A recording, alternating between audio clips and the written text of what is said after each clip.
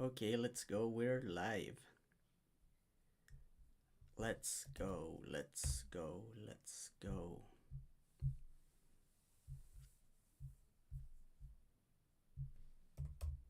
Okay, we'll be waiting for a little bit of people and we'll be going down with the picks and the analysis and all that good stuff.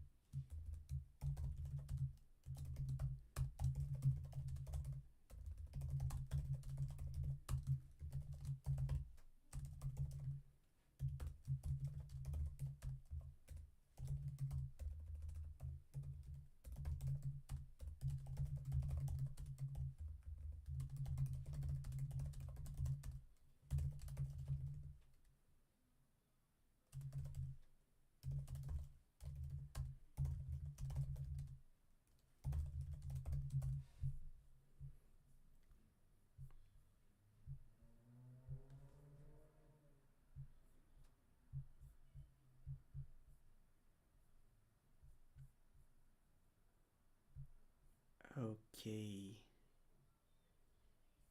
Okay. We have the energy we have the energy drink. We have the damn energy drink.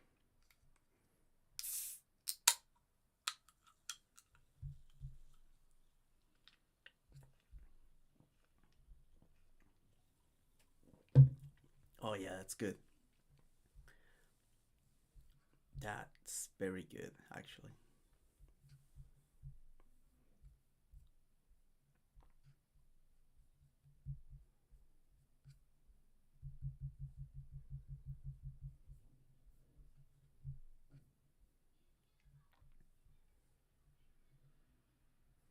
Okay, we'll begin with the intro here. Let me get my topology page on. Of course, I closed that now.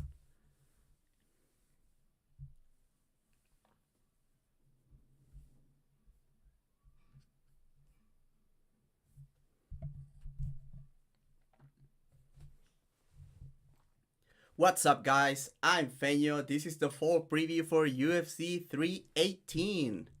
Not the strongest offering that we've seen for the UFC this year, but we have a great main event because it is the swan song for my favorite fighter, Dustin Poirier, rematching Max Holloway.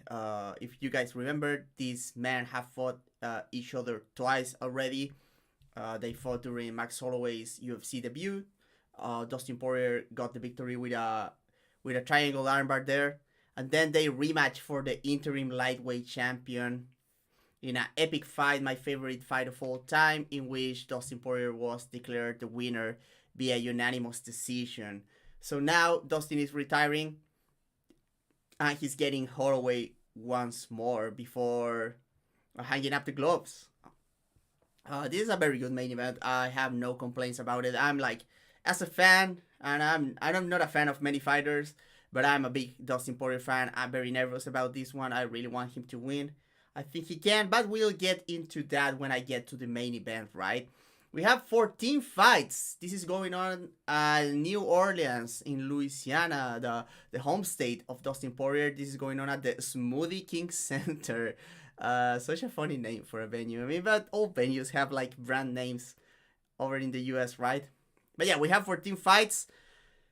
Not all of them are great. We'll get into that. But yeah, let's get right into the card here.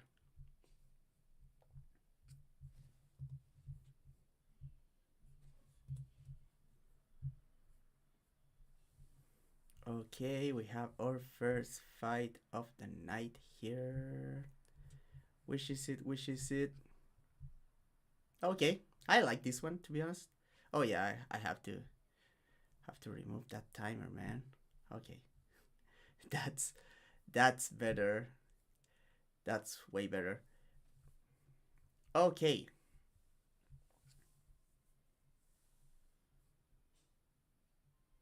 our first fight of the night is in the flyweight division. We have a bout between Carly Judis and Nicole Cagliari. Let's begin with Carly Judis, a volume kickboxer, a southpaw. Judis likes to keep her range, but despite that, she's not only active but also very aggressive.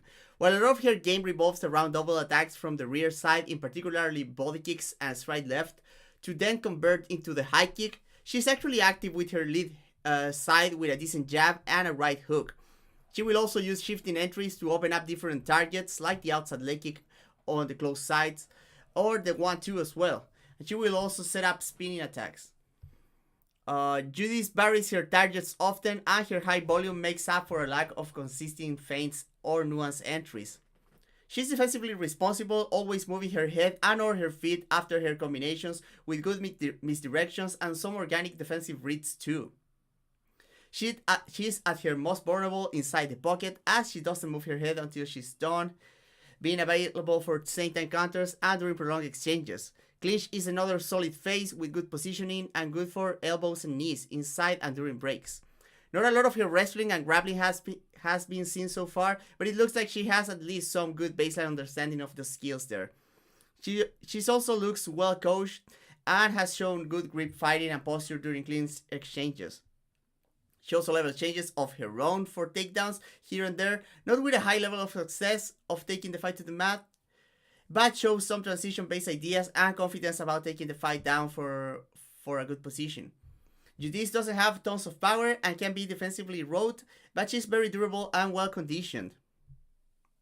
Against her, we have the Brazilian Nicole Cagliari, a stocky and powerful athlete. The compact Cagliari has been a well-rounded threat in her MMA career so far and a prolific finisher, with TKO and submission stoppage to her name. In her last fight, showed the ability to fight for 3 hard rounds if needed to. Cagliari prefers engaging in open space where she packs power on her punches, especially her hooks that she throws a bit wide but with solid mechanics. She has many good ideas on the feet, pairing attacks well, attacking in combination to all 3 levels, and countering well during the first layer. She does lack control tools, and that coupled with her below average height means she relies a lot on getting into exchanges to work. Her defense and footwork are mostly solid, but she's open for counters during her own attacks, and it is easy to push her back.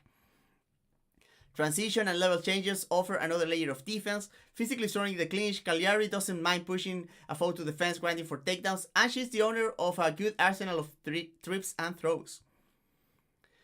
She also has a good eye for strikes during breaks, be it hooks, elbows, or knees. Wrestling from open space is a bit messier, though her stature and speed allow her to find good entries for her driving outside trips.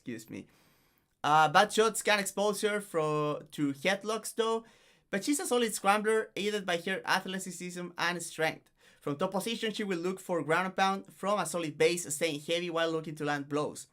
She has finished fights with ground and pound and also getting to the back for the rear naked choke. And from her back, she has shown a sneaky armbar and also inversion and leglock entries. Cagliari doesn't have a lot of depth and relies on getting into firefights, but she's decently conditioned and powerful to make up for it. This should be an exciting bout between promising flyweights. They share a common opponent as both took the long Karaskaite to a close split decision. Judis should be the more technical kickboxer, especially at open space, and will have the southpaw advantage here. Cagliari does have good ideas of her own, and she brings power and probably a grappling edge to the equation. While Judis is more proactive with her defense, she's probably the more hittable of the two inside the pocket. Cagliari has counter-punching shots and will be the bigger puncher, so creating exchanges will be key for her. But that won't necessarily be as easy as you might think, because Judis, as already mentioned, is longer, the southpaw, and also the superior kicker. Cagliari showed the ability to go hard for 3 rounds against a long volume kickboxer in the aforementioned Karaskaite. And if she's able to mix in takedowns or at least leverage the threat of them, the path to victory should be clear. I think Judis does have a better game to keep the fight on the outside. Especially when compared to Karaskaite, who falls into the clinch a lot despite being super long. And even though the Brazilian showed up a decent gas tank, I gotta give the cardio edge to the American here. It's really anyone's fight, and certainly one Cagliari can take home with the bigger moments, but I think Judith will make it past a shaky start to take over as the fight progresses, so she takes a decision.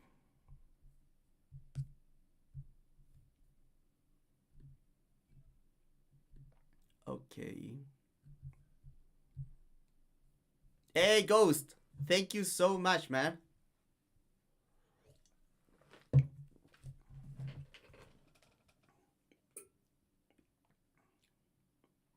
Hey, what's up, boys? It's like okay for a pay per view. It's kind of ass, right? For a pay per view, kind of sucks, man. But we have a good main event and we have a few fights. I actually like that opener quite a lot. The Judice versus Cagliari one. I think that one is hot. Rio Sosen, what's up, my dude? How are you doing? We're just one fight in, so you guys not missing much yet. Shout out to my boys from the Chronic Combat Conversations podcast. Fantastic picks for every card if you're interested in that. From a betting perspective, they're really solid boys. So let's get into the next fight here.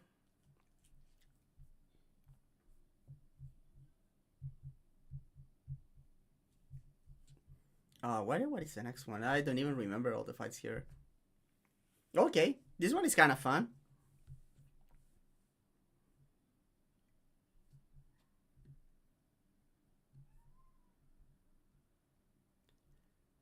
Next, we move to the first of many middleweight bouts in this card, as we have Bruno Ferreira against Jackson McVeigh. Let's begin with Bruno Ferreira, a stocky, powerful fighter with a judo background. Ferreira likes to hang in neutral space, switching stances and fading step-ins, looking for spots to explode into range.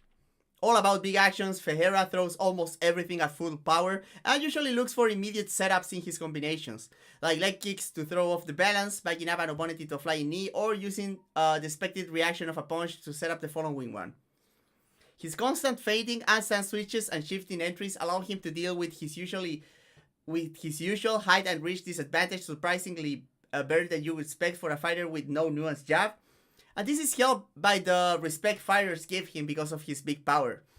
Ferreira is also a counter threat, and while he's not a pocket boxer, he has good eyes and timing, and he can punish people sitting still after their combos.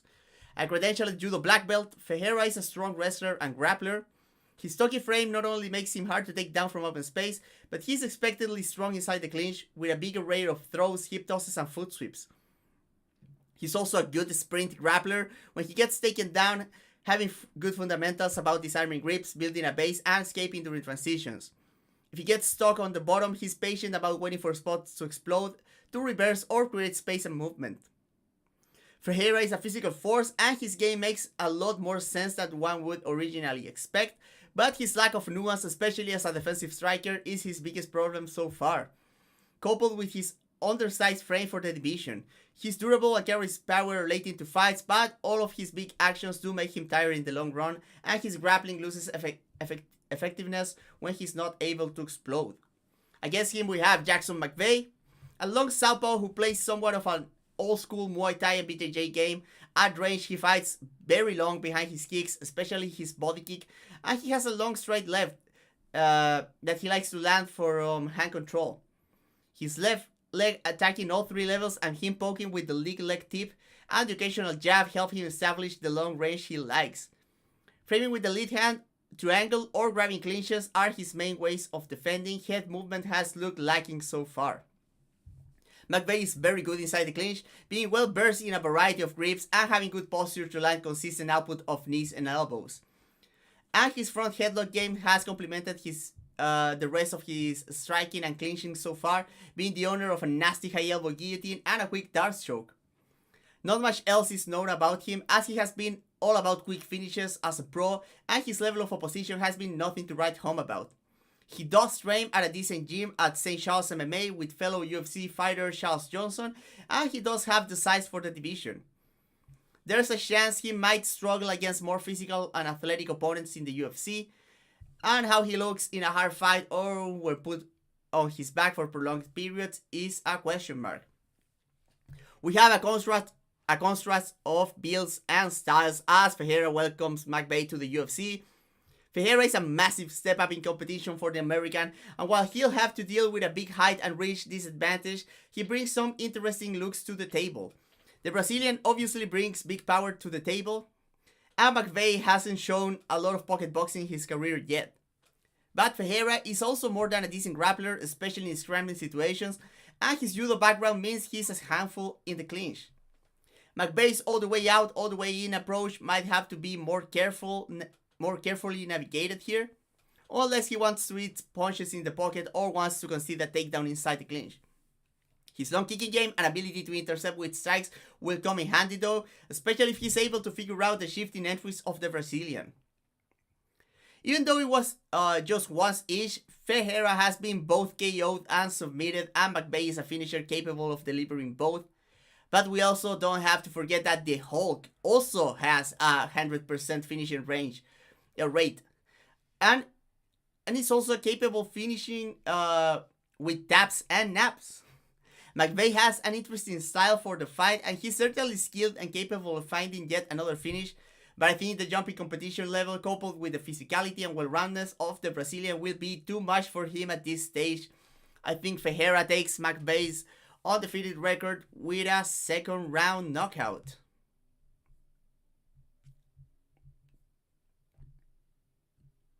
Okay, let's get back to the chat here. Hey, James Kendrick, what's up, man?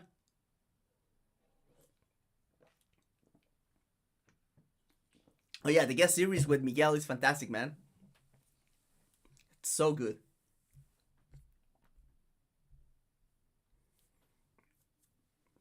Okay, so far, like these first two fights, they are pretty good. They're pretty decent way to open up a pay-per-view, to be honest. Like solid fights.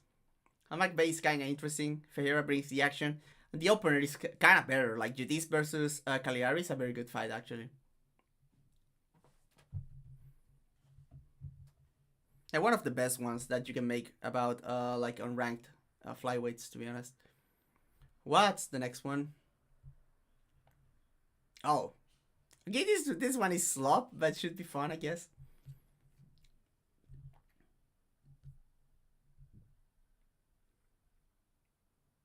And we go to the big boys as Ryan Spann fights Lucas Bresky. So let's begin with Ryan Spann. Now a veteran of 33 fights, Spann gives heavyweight a second chance in the UFC. His first trip to 265 wasn't a success. He looked physically in shape and big enough for the division, but he lacked control, and this led to gassing early against Waldo Cortez Acosta. Even at heavyweight, Spann is big and athletic, and he's competent in all areas of MMA while not really having much of depth in any of them.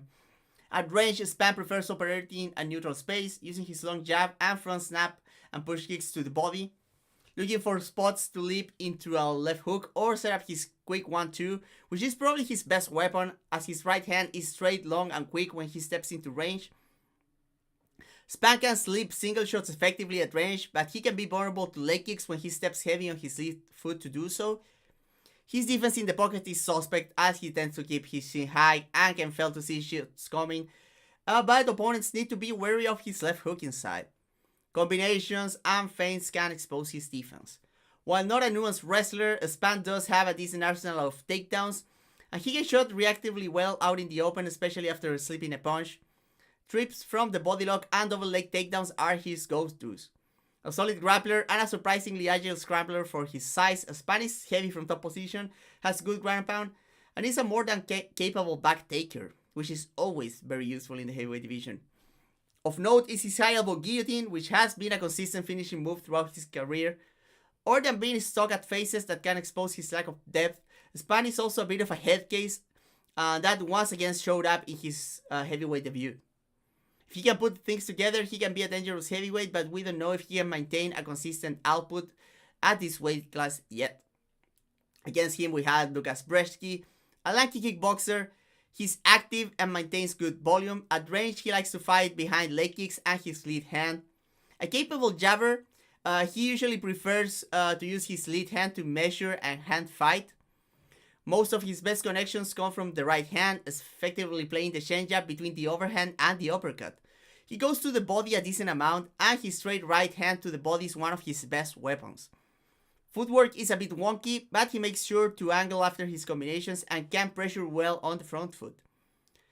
He does shift a lot when trying to close the distance though, especially against fleeing opponents, and that can expose him to counters and takedowns.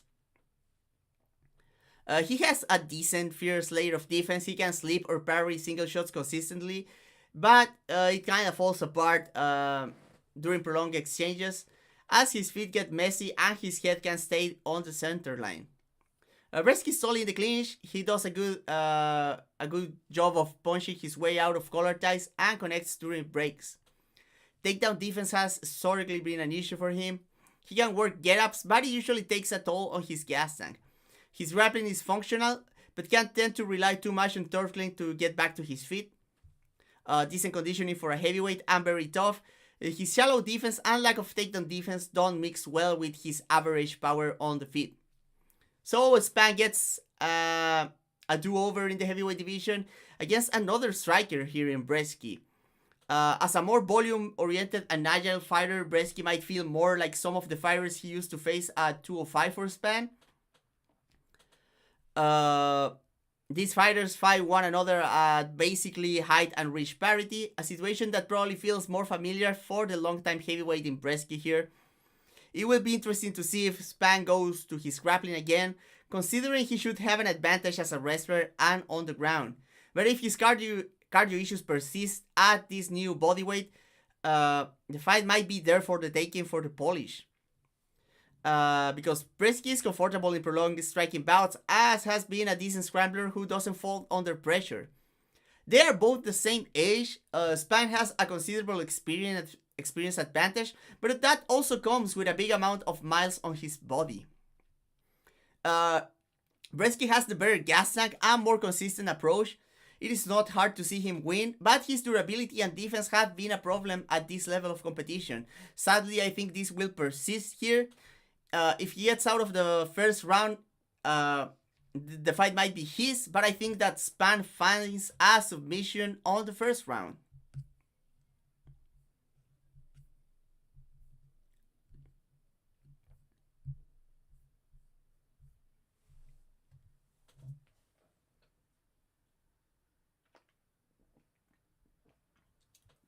Okay, let me get back to the chat. How do you have the patience for a fight like this? Thankfully, I had like plenty of notes on Span and Bresky because both have fought previously on pay-per-views. So usually when fighters, I already have notes. I usually just look for the last few fights to see if I have to update anything. But I do recycle a lot of notes, unless I've seen that in the last fight the fighter is like completely different. Usually I have to, like, the profiles that I have to upload the most are the ones from older fighters or very young fighters, right? For example, like Joshua Ban has fought in many pay-per-views and I have to upload his profile a lot because I find like he has been patching like old mistakes and has been adding new stuff. For the old fighters, it's kind of the opposite.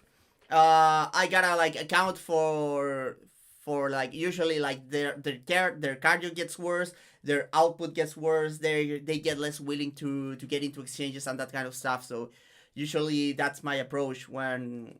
But I do always like take the old notes that I have about a fighter to make the new profile. I take those into account, so that saves a lot of time. Sometimes a pay-per-view has like a bunch of fighters that have never fought in a pay-per-view before, so I don't have notes about them, and that is a lot more work. Thankfully for this pay-per-view, I didn't have to watch like that many fights, because a lot of these guys have fought on pay-per-views before, and some of them that hasn't been seen like pay-per-view action in forever. Like, I'm very familiar with their games. For example, like the last time that Michael Johnson fought in a pay-per-view, I wasn't even doing the full preview, but I'm like super familiar with Michael Johnson, so it was kind of easy to just see like a few of his last fights and like write a profile about that. Rio Sousan says, mechanics in the pocket is a common theme in this podcast. How do you spot that? So, when I talk about mechanics inside the pocket, I'm taking into consideration, like, mainly, like, three things. First is, like, the punching mechanics. I'm watching that two things when it comes to punching mechanics. I'm making sure that that the weight transfer of a punch is like efficient, like you're moving like your weight back and forth to give power to punches. The second one is that fighters are like maintaining their stance where they are inside the pocket, or when if they are moving their feet, it is a conscious effort from their part, like they're taking a pivot, they're taking a side step, they're not like losing their feet as the combinations go longer. And then I go into the defense, how safe they are. Like for example, if they're throwing a right hand, how high their shin gets, how they hide behind their lead shoulder after a left hook. So I'm looking about all of that when I'm talking about mechanics inside the pocket. I'm looking for someone that even if it is like a 50-50 exchange and both guys are throwing the same punches, basically, the guy with the better mechanics should win that because he's in a better position to deliver power and to absorb power. So I'm talking mostly about that. Hey, Balduar, my dude, how are you, dog? D&D, let's go, man, let's go. Happy to have you around, man. Cagecraft, man. Cagecraft Loki dead? Nah, it's never dead. Just like Real Sosan said, Cagecraft might not be active, but it never dies. Good for JDK for his new gig, man. I don't know what is it, but happy for him, man. Hope he's doing well. Tell him I said hi when you talk to him.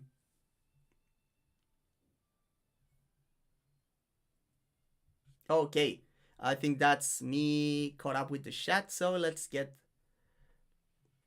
Yeah, Pride never dies either. Neither Gay Pride or Pride FC. Let's get into the next one.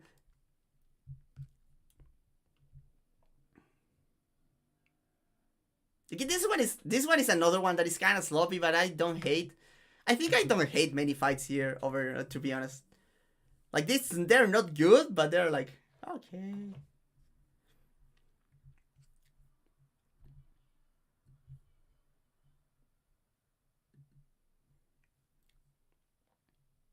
We go to light heavyweight for our next fight, as we have a bout between Jimmy Crute and Marcin Prachnio. So let's begin with Jimmy Crute. Tough and well-rounded, Crute comes back after a year and a half away since losing his oh man, talking about like that was not supposed to be there. I'm going to do a do-over. We can pretend that never happened. I have that part that was not updated, man. That's so embarrassing.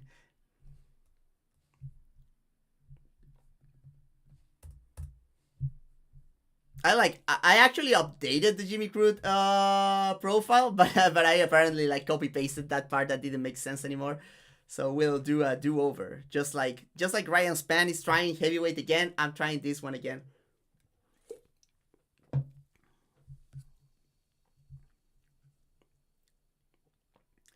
We go to light heavyweight for a bout between Jimmy Crute and Marcin Prachnio. So let's begin with Jimmy Crute. Tough and well-rounded, still young for the division at 29 years old, Crute is mostly known for his well-roundedness and grittiness.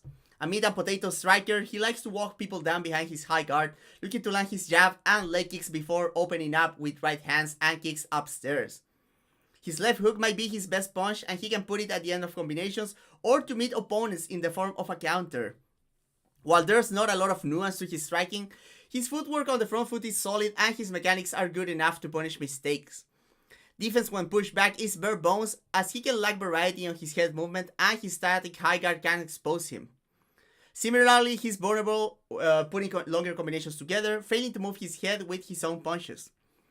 Crute has made most of his name in the division as a transitional fighter, very good at mixing takedowns in. Crute has a solid double leg that he can finish in open space or use to drive opponents to the fence. If he fails to control an opponent after the initial shot, he's a solid chain wrestler who can grind attempt after attempt against the cage. Solid ground and pound and submission attempts during transitions mark the danger of being taken down by Crute. From his back, he's active with butterfly hooks and will look to create space to sweep, wrestle up, or wall walk against the cage. Well conditioned and very durable, Crute's main issue has been the lack of depth to his striking, especially his bare bones defense. And against him, we have Marcin Prachnio, a switch stance kickboxer with a Kyokushin background. He operates well from open space, using his variety of kicks to keep distance, attacking all three levels with good volume. If he gets opponent retreating, he will follow them with big kicks or overhands from both sides. If opponents try to close the long distance he establishes, he's always ready to fire the right hand or a counter lead hook from either stance. He carries decent power and maintains a high output, but he can get wild in exchanges.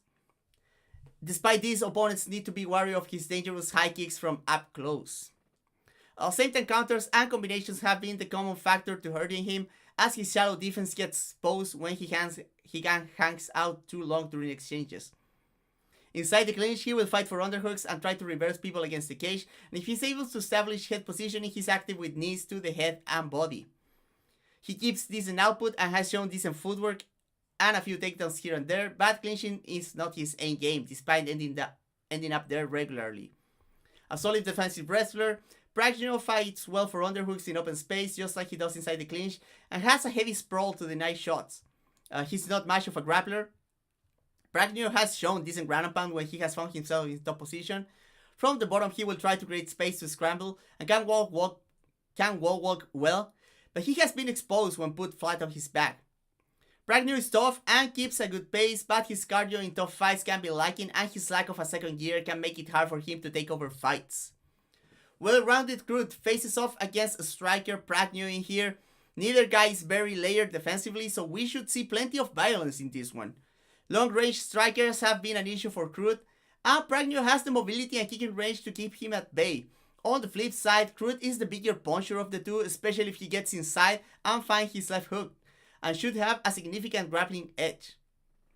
Prachnio has been usually hard to put and hold down, but Crute is above average as a chain wrestler in the light heavyweight division. And he presents danger with ground pound and submissions if he gets on top. Cardio has been inconsistent for both in the past, but I think I gotta give an edge to Crute when it comes to fighting hard and win down the stretch. Prachnio has a clear path to victory, but I think Crute has more options and is the more dynamic of the two, while also being more able to dig deep. I think Crute becomes the third man to submit Prachnio. He gets the submission on the second round.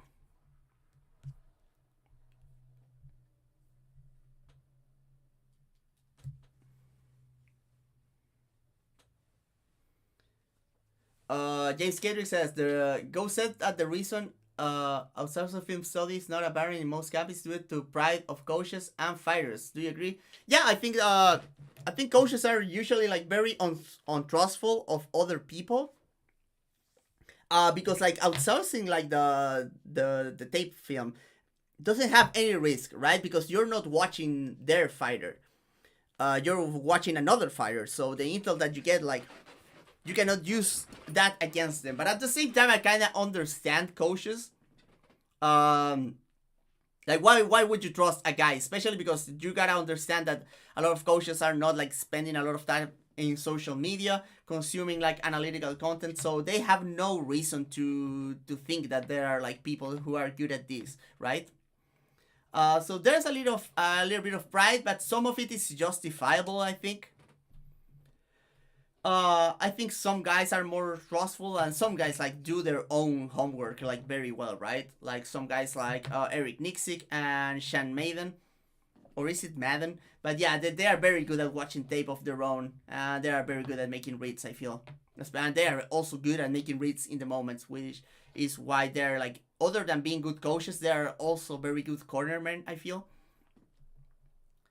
But yeah, but it's like, I feel like being a coach is like, it's so time consuming that I don't really blame them for not being like up to date with like the existence of good analysts in social media. So I kind of understand it. Like I wish more did it, because I would get work, right? But yeah.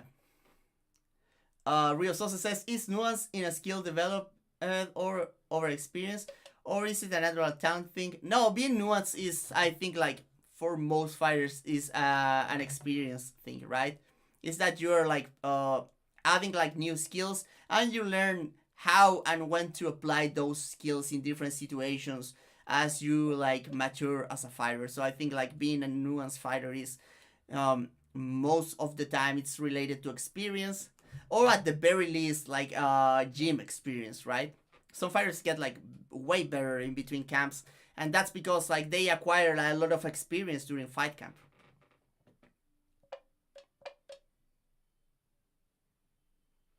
Is it true that pressure fighters get hit the most? I mean, yeah, I mean, if you want to be a pressure fighter, you gotta accept the fact that you're going to get hit.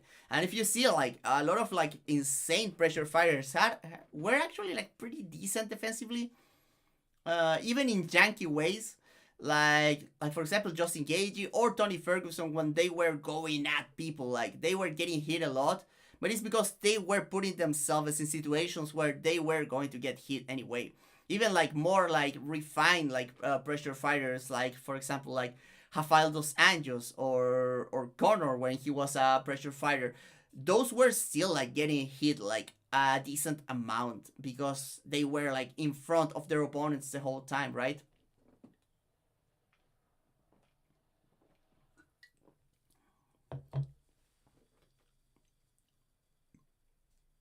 Favorite get up in MMA: half guard underhook, open guard butterfly, BSD style, turtle wall walk. Oh man, that's hard, man. For me, one of the most effective, to be honest, was half guard underhook. I love me some butterfly hooks, but it can be like, and wall walking is very cool, I think. Uh, I like all the ones you mentioned. Uh, reaching for a reaching for a switch inside the guard. It's something like more funky that I like too. Uh, Omoplatas, they are usually like you just use them to stand up. You're never like actually fishing for omoplata. You're just using it to like not even sweep, like just like get out of the of guard and get back to your feet. At least that's what I do with the omoplatas, right? Okay, let's go to the next fight.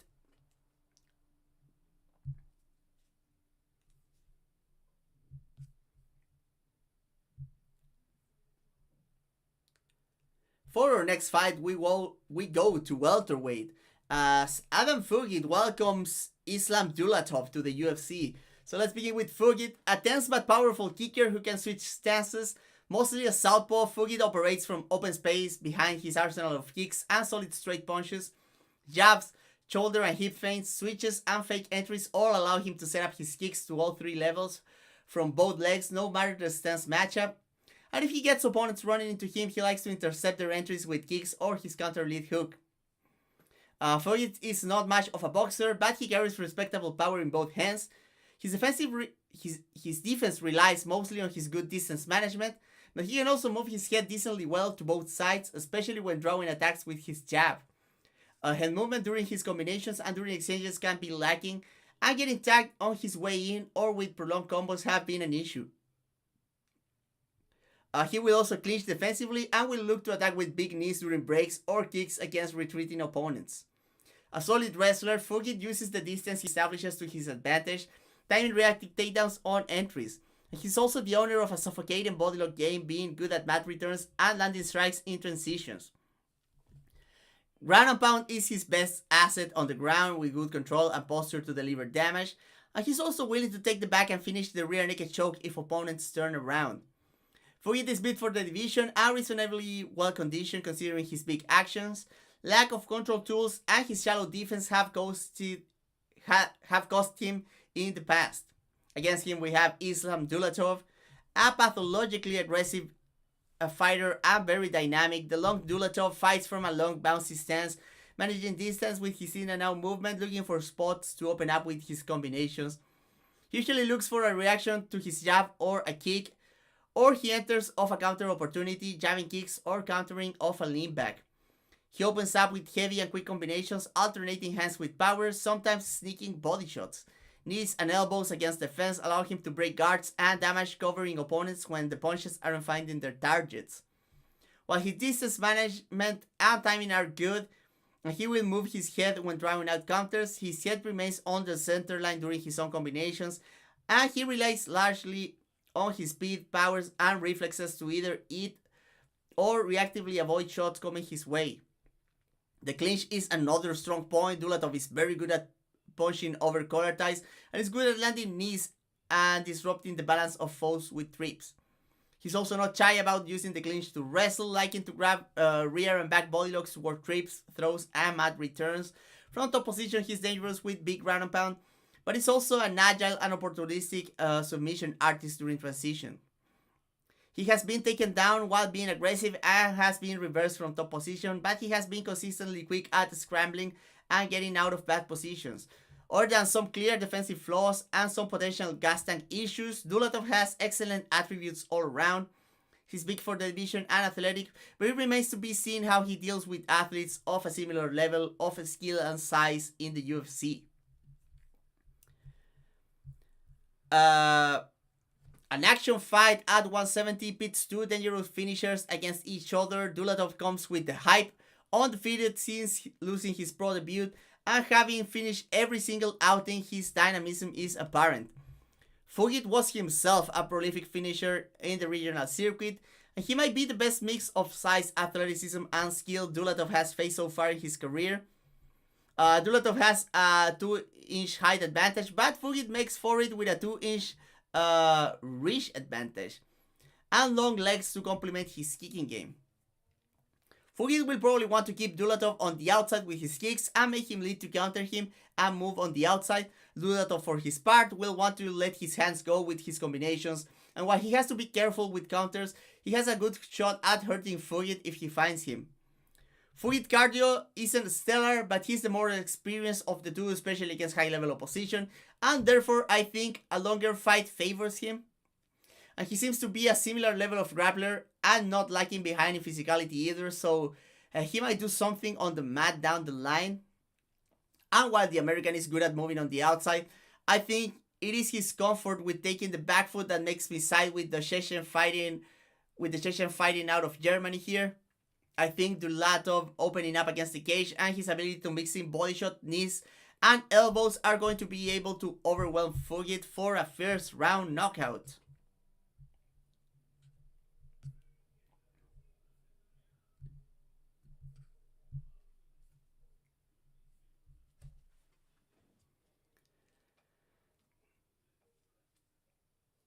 East. Hey, Jinkarasu! How are you, man? Long time no see, dog. I'll get back to you, man. Is there a way to come out of a camp healthy? I mean, you gotta be careful, but you still need to take a few risks during camp, right? I feel like most fighters actually need a bit of like hard sparring.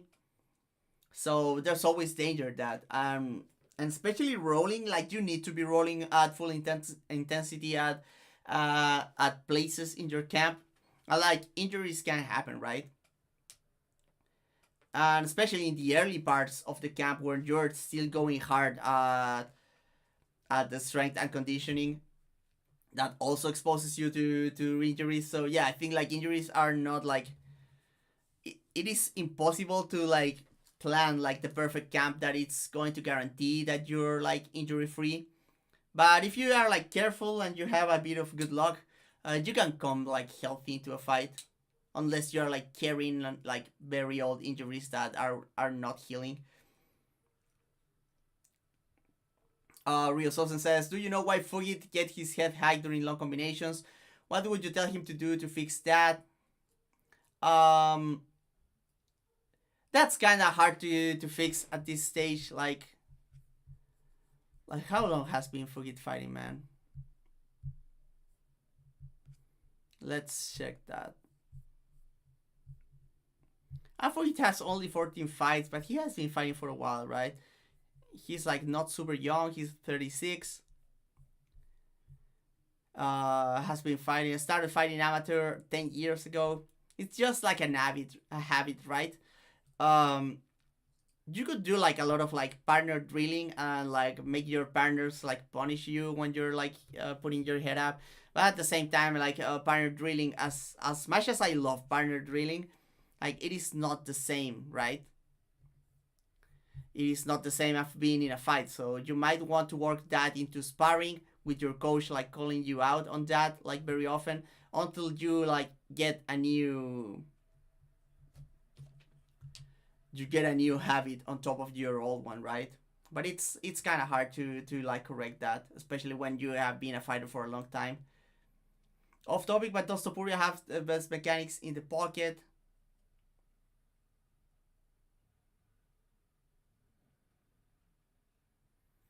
Uh, he's up there. He's up there. I think like he's up there, but Topuria sometimes like overthrows the left hook, especially a lot.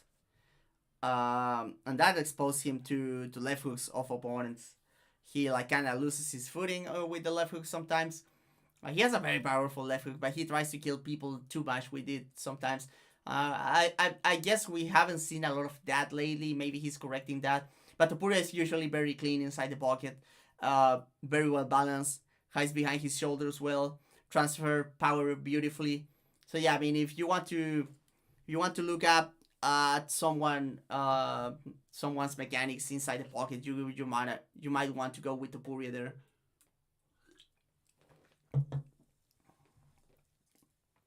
So your hot take episode. What defines a hot take? A hot take is like an opinion that you have that it's not going to be super popular and it's likely to like get at like a discussion going or like be controversial. I would say that's a hot topic, to be honest. Are you an MMA anarchist? Since you want the most chaotic thing to happen outside the sport to keep it silly. Um, Sometimes I guess. I guess I have a little bit of that. I think my like most like MMA anarchist thing about me is that even though I like the UFC because like it gives me the best fights, like I always want things to go like the way the UFC doesn't want them to go. Especially when they're like super pushing someone like Shan O'Malley, I really want that guy to lose usually. I'm even if the UFC pushed him, I think I would be a big fan of Pantoja. But the fact that the UFC obviously didn't want Pantoja to be champion, especially early on, they're like I'm more comfortable with that now. But they didn't want Pantoja to be champion. Like they waited until he was like super old, and they gave him like so they finally gave him the fight against Brandon Moreno, and then he beat Moreno for the third time. That was great, man. It was great. Like it was great because I love Pantoja as it is, but it was also great because it was like the UFC like getting fucked over, and it was great, man. Okay, let's get into the next fight.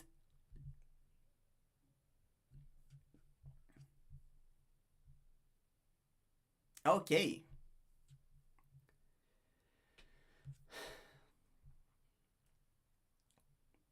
we're back at middleweight for our next one, as Ateva Gutierrez fights Robert Valentin. Let's begin with Gutierrez. A big and athletic striker, Gutierrez is calm and collected most of the time on the feet. He's a bit stiff and still raw, but he throws with good technique, making his reach count and keeping his weight under him. His jab and one-twos are quick and straight, and he often changes level with them, looking for spots to open up. His right hand, big left hook, and switch left kick are his most dangerous weapons, and he has good eyes, timing, and sense of rhythm to find them. Knees to the body and head are also a great asset for him. He can step with them from range or he can counter with them grabbing quick collar ties. Gautier is responsible with his feet, controls distance wins, and often pivots after his combinations to keep himself safe.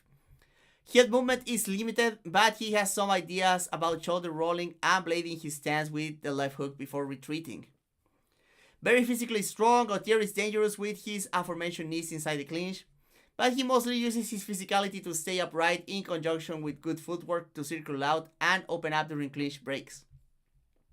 Wrestling is still a work in progress. His strength can bail him out, especially if he gets to the fence, but he makes mistakes addressing grips during chain wrestling sequences.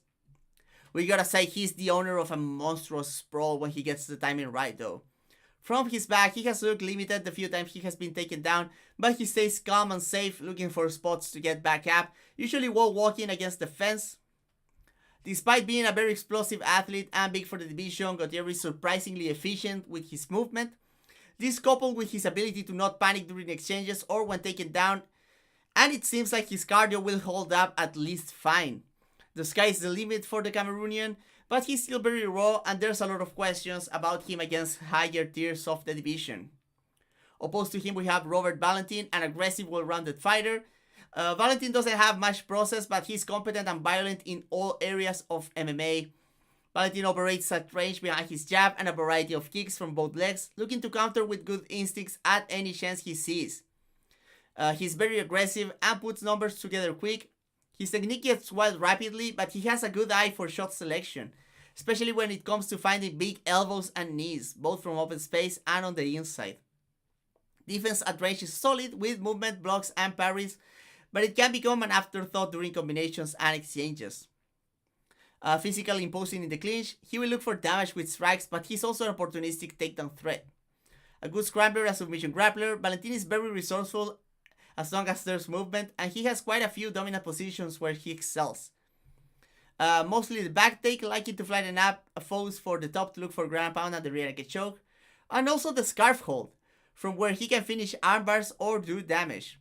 His soul sense has exposed him to strikes during exchanges, but also to takedown entries in open space, especially to the legs. From his back, he's dangerous with armbars and triangles, and he can use them to sweep as well, but he has struggled when put flat on his back or mashed against the fence. Valentin is a solid athlete, well conditioned and tough, but his lack of depth means he has trouble adjusting and relies on finding big moments to turn fights around. So Gautier gets a step up in competition against the physical, well-rounded and aggressive Valentin. Gautier shows up here not only as the more dangerous puncher, but also the cleaner striker at open space.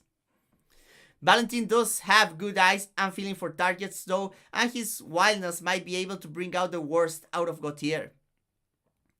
Valentin is also a physical fighter with a gas tank and a better grappler to boot.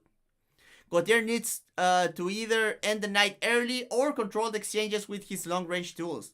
I would trust Valentin to pull off the upset if he was a better wrestler or had a better process on the feet to generate the exchanges that he wants. But even if he get those exchanges, this is a scary fight for him as Gautier has tremendous power. This coupled with the fact that Gautier doesn't seem like the type to gas easily or fall apart unprompted, that makes me side with him. I'm thinking that Gautier finds a knockout on the first round.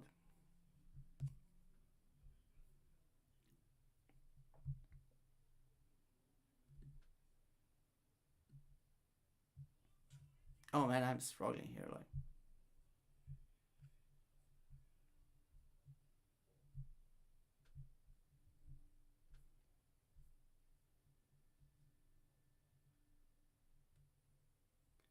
hey, you were doing Robert Valentin clips. He has something. Yeah, man, I hate those tattoos, man. Like, I don't care if he shouts Odin after the fights. Like, those are like, ugh. But yeah, that cool elbow, that knockout with the elbow was very cool. I gotta give him that.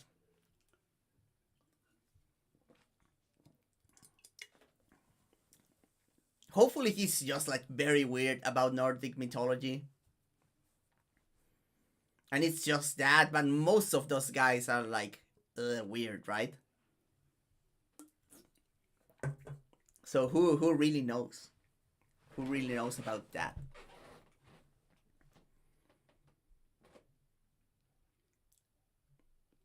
Okay, let's get to the next one.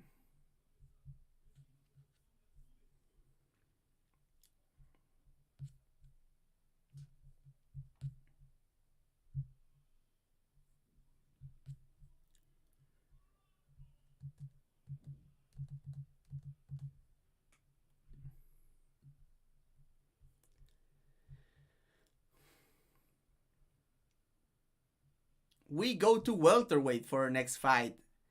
As Francisco Prado fights Nikolai Beretenikov. Let's begin with Prado. The young Argentinian kickboxer takes his second trip to 170. While he looked a bit undersized against Jake Matthews, he looked physically and athletic enough to hang in the division for the time being. At his best as a pressure fighter, Prado likes to operate at range behind heavy leg kicks that he throws while taking his head off center. Feints from both shoulders allow him to draw up attacks that he can counter with big hooks off slips, having a preference for the big left hook. Prado packs power with both hands, and he likes shifting to track retreating opponents and can also punctuate combos with heavy kicks. He's defensively responsible, keeping in a high guard and moving his head while looking for counters or moving back. But he can get predictable looking for the 2-3 of the counter, and his footwork can be a bit messy when pushed back. His grappling hasn't been tested against high-level opposition, but he has been able to keep his UFC fight on the feet and get a few takedowns of his own. From top, he has shown heavy ground and pound. He trains in a solid place for grappling at American Top Team, but most of it remains a question mark. Prado is very durable and has good cardio, but there are questions about him at 170, plus he has lacked the ability to adapt in fights before. Opposed to him, we have Nikolai Beretenikov, a big and well-rounded athlete. The Kazakh fights out of a moderately wide, tall stance and prefers a low-paced fight at open space. Lead hand, rear shoulder, and level change feints help him with walking down opponents as he looks for spots to open up. Beretenikov is more comfortable at kicking range as he is a dexterous kicker with both legs who attacks with linear and roundhouse kicks to all three levels. A bit of a stiff puncher, he has a solid long jab and he can put the right hand behind it. He has a solid left hook and overhand right, both of which he can use to counter or to punish the circling of his opponents. He's at his most effective when he's walking forwards using his kicks and the reaction he gets from them to find his punches. He tends to lose his footing during longer combinations though, and his head remains dead set on the center during exchanges. He's solid defensively at range as he moves in and out well and defends kicks at a good clip, evading, blocking, and catching. Defense inside the pocket is lacking, though, as not only his head movement is scarce, but he tends to keep his chin high. His solid footwork patches this somewhat. Strong and decently technically inside the clinch, Beretenikov is the owner of solid knees and is very hard to take down in body lock situations, but his output is low. Despite his tall stance, his takedown defense is solid, as he has good hips and fight grips well. But he has been taken down while losing his stance moving forwards and has had trouble with nuanced chained wrestlers. Beretenikov is well-rounded and heavy-handed, but his gas tank is just average, and his low output means he doesn't control the initiative most of the time. So Prado fights another big welterweight in his second shot at the division. Beretenikov is a difficult fighter when dealing with a size disadvantage. He's long and strong, which means his kicking range tools and smothering clinches can be troublesome. Prado has been getting better at closing the distance, and while the Kazakh carries power in both hands, he's stiff and vulnerable inside the pocket. American Top Team, Prado's gym already game planned successfully against Beretenikov for Austin Vanderford. Unlike Prado, Vanderford is a wrestler though, but he seems well equipped to deal with the longer fighter with feints to push him back and counter him when he shifts into range, which are good ideas that Prado can interpolate into his own game. While the matchup seems hard for Prado, especially considering the length disparity, I think it's his volume and gas tank that will allow him to not only compete, but probably take over and find answers as the fight goes on. I think that Prado wins a decision in this one.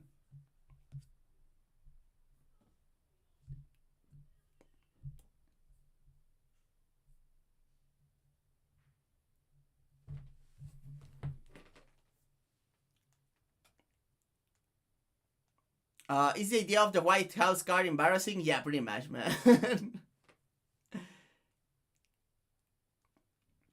I really doubt that they make like a super good like I mean actually if they make like a White House card, it's probably going to be good, to be honest. Like yeah, probably Trump throwing up the money for that one. So yeah, maybe, man. Maybe it's actually good and I'm going to enjoy the shit out of it. Even though it represents everything that's wrong with the sport, man. seems like sport watching. I'm okay with sport watching if the quality of the card is good. If it is Xavier Garcia versus random heavyweight fight night, then I'm not okay with sport watching. Yeah, pretty much the same, man. You have alternate commentary on your Patreon. Have you ever been copyright stricken like the analysis I see on SpaceX?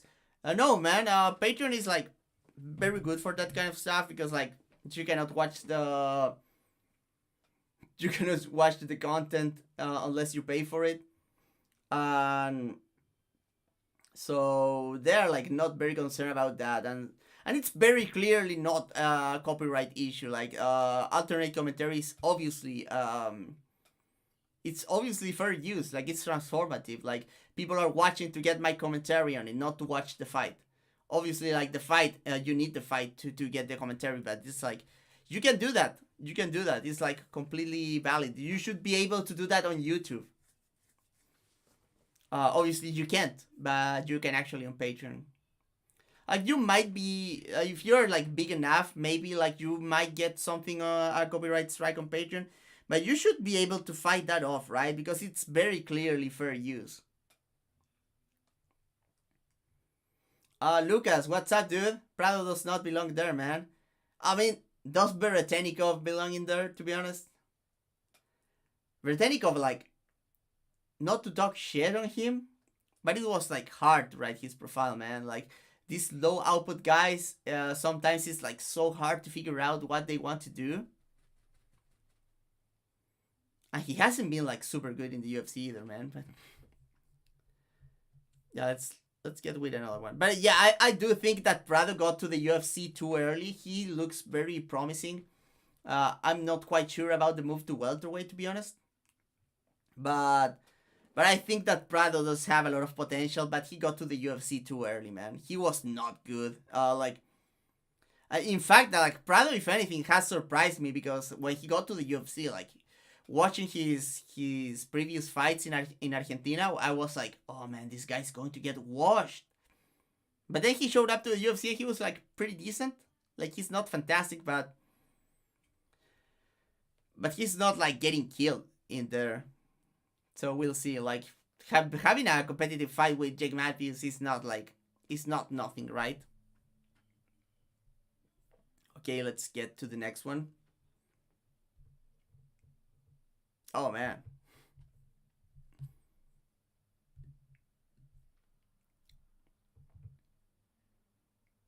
We're back at middleweight as we have a fight between Marvin Vettori and Brendan Allen. So Vettori, a well-rounded meat and potato southpaw. From range, Vettori is all about the 1-2, using feints and finding hands to adjust the distance and step deep with it, usually from the outside angle. Decent speed and power, they are often undermined by his punching mechanics and accuracy. He can counter or close combos with the lead right hook, and he can surprise with long uppercuts when he has fighters expecting the straight left. Hard roundhouse kicks to all three levels and a hard stepping knees round up the rest of his striking game. Physically strong, Vettori often finds himself in clinches as he grabs them reactively or he corrects his blitzes going into them. He fights grips and uses solid head positioning inside, but he can tend to stall against the fence. He's better when he's looking for knees and elbows. A solid wrestler, both defensively and offensively, his best asset is that he doesn't stop working after the first move, be it chaining his takedown attempts or just looking for the next answer when defending a takedown or looking to get back up.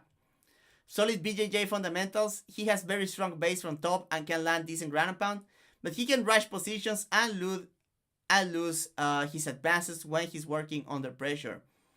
Historically well conditioned and very durable, Vettori has looked a lot less willing to put volume and exchange in recent outings. His lack of adaptability and how much he depends on his steady and consistent game to win rounds has been flaws for him.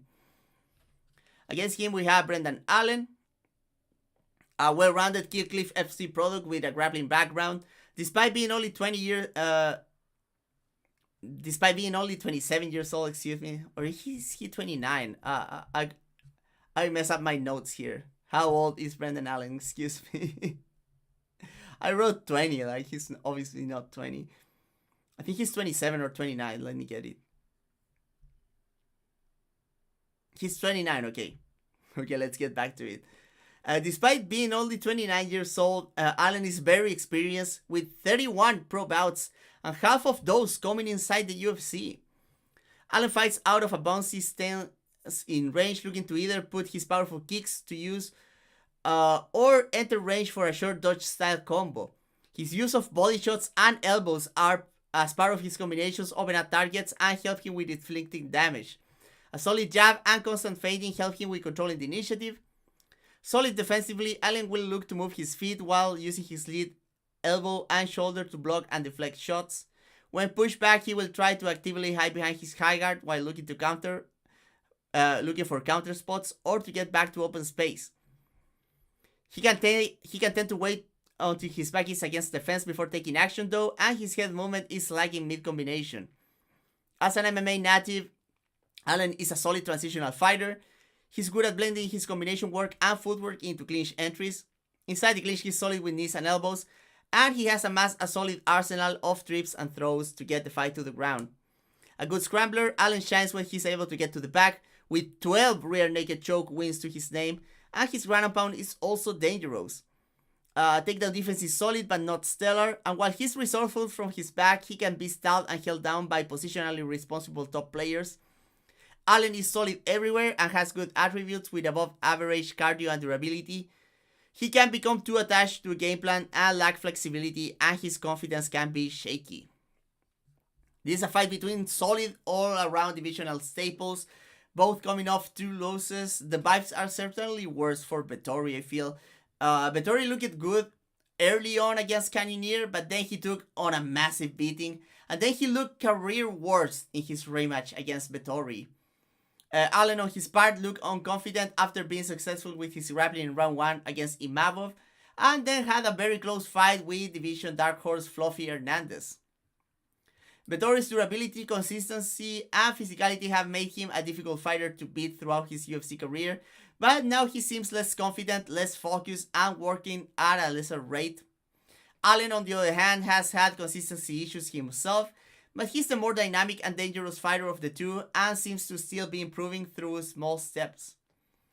On top of that, Allen has been historically comfortable in open stance matchups, which might take away one of Vettori's usual advantages.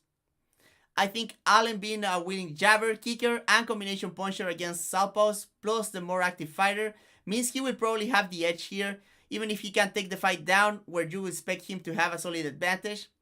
I think Allen puts on the volume and finds the bigger strikes en route to a decision victory.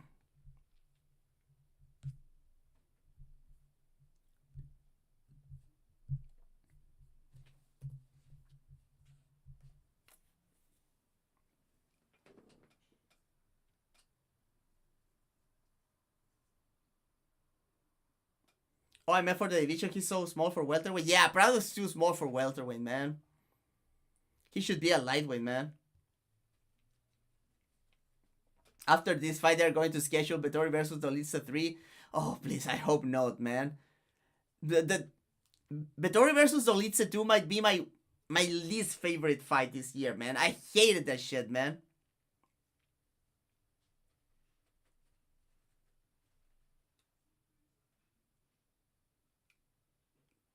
I think he fought reasonably well versus Al Hoover, just wrong division situation. Yeah, for sure, man.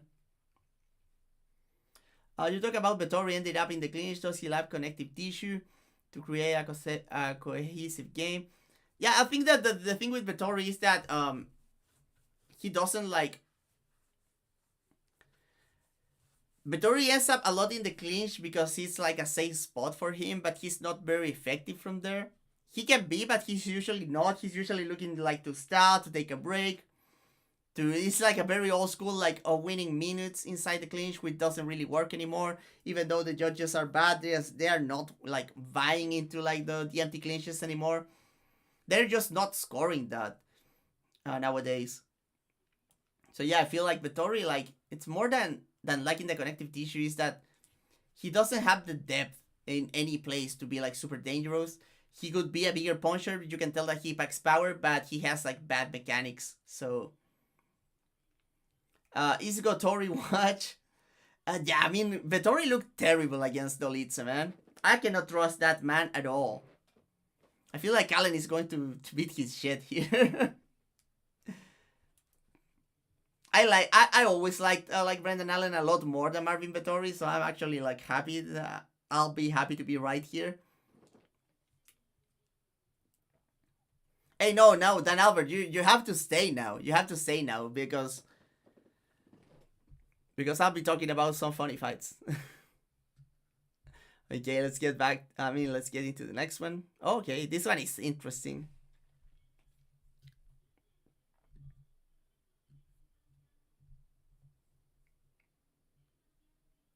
We go to 135 bantamweight. We have a fight between Kyler Phillips and Vinicius Oliveira Lockdog. Let's begin with Kyler Phillips. A dynamic all-rounder, Phillips has a very solid baseline skill set in every area of MMA, but it's sometimes hard to tell what he wants to do and the process behind it. Phillips is at his most coherent when he's in neutral space, working behind his jab and looking to put his hands together if the other fighter stands his ground, or to kick them if they choose to back up. He has big power on his right hand and can kick off punches well. He's not afraid to mix in the big spin or jumping attack here and there. His defensive reactions tend to be big, but he offers a variety of defensive options that help him not get predictable, being able to move his head and feet competently. Very hard to take down, Phillips has tremendous balance and fights grips well, often turning his back to fight the hands or attack Kimura's. A solid offensive wrestler as well, Phillips can lack good setups in the form of striking, but his quick feet and timing can allow him to surprise with takedown attempts in open space. Blast doubles and tight single legs are his go-tos. From top, Phillips is solid, and while he's capable of delivering damage, he's not bothered about controlling and eating the clock while he chips away with strikes. He's also a good scrambler who will not accept bottom position and is always looking to create movement and space and will attack submissions from his back. Phillips' biggest flaw is his lack of focus and nuance on the feet, often relying on big dynamic movements and tricks to land his big shots. And his shallow defense that mostly shows up during exchanges. His swing has been a good asset, but his cardio has been hit and miss. Against him we have Vinicius Oliveira, a big and dynamic fighter with skills everywhere. Lockdog fights out of an imposing tall stance with his feet either planted to deliver power or a bounce to use his in and out movement. A switch stance hitter, Oliveira likes to attack from range with long kicks, both linear and roundhouses to all three levels to make opponents react. His leg kicks are particularly heavy and his 1-2 is very long and both keeps opponents outside and pushes them to the cage. If opponents accept the range and move on the outside, he will look to open up with longer combinations and he goes to the body often. If opponents try to blitz on him, he's ready to sell out on big counters and his reactive defense is helped by the time earned through the space he gets. While Oliveira is wild, he has a good number of defensive options. He uses distance and frames to get a read on entries before leaning back or hiding behind his left shoulder before moving his feet.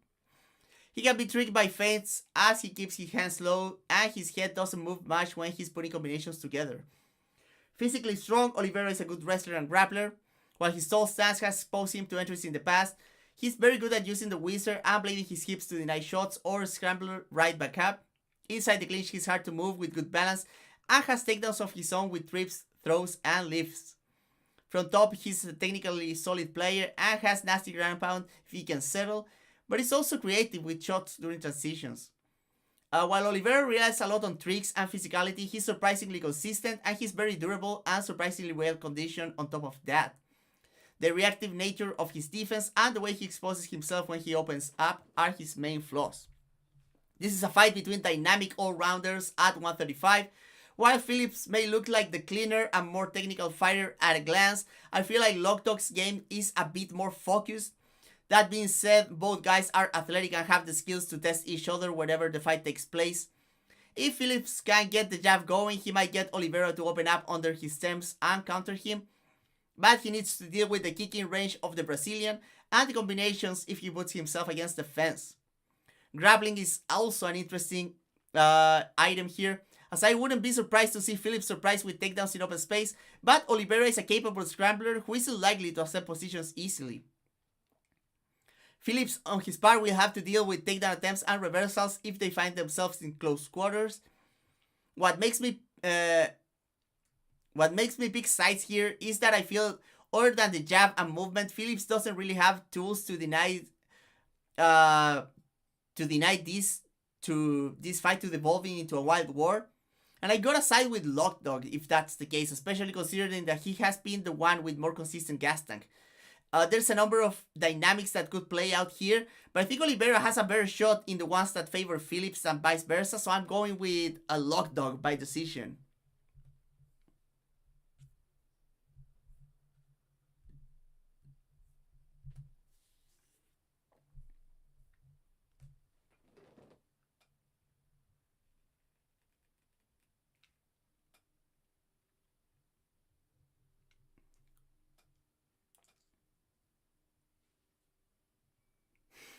Oh yeah, Lockdog is crazy, man. That Rabona kick like doesn't.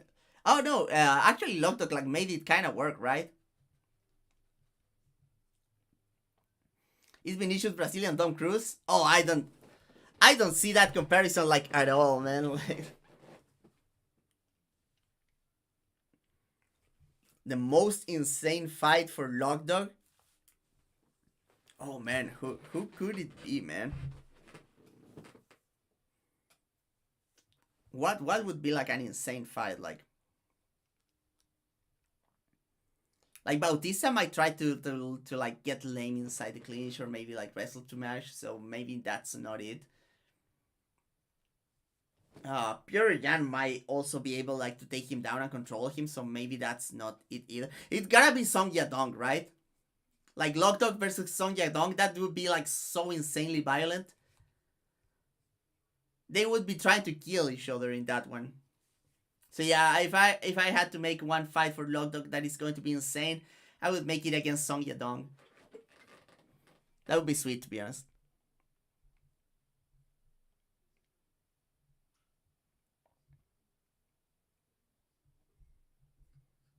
Okay, what's the next one?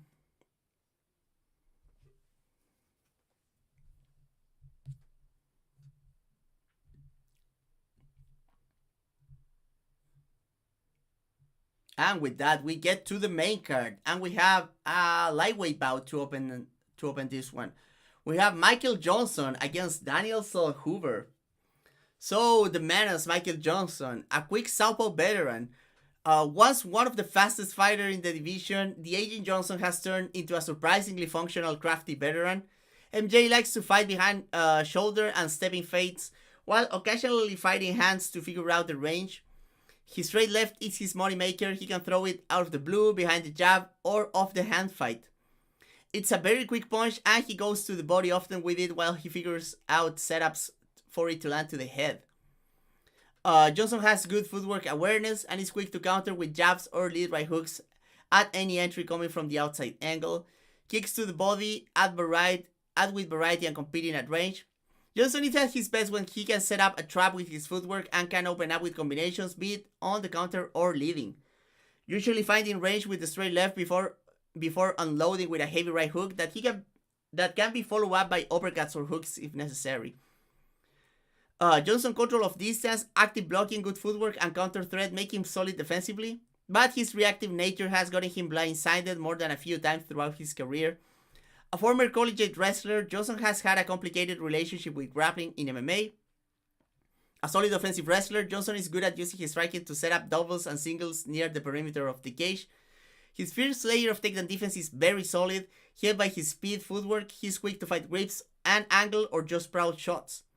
But he can tend to make mistakes during prolonged change wrestling sequences. From his back, he can be a good mat wrestler if he gets movement going, but he can get frustrated easily if put flat on his back.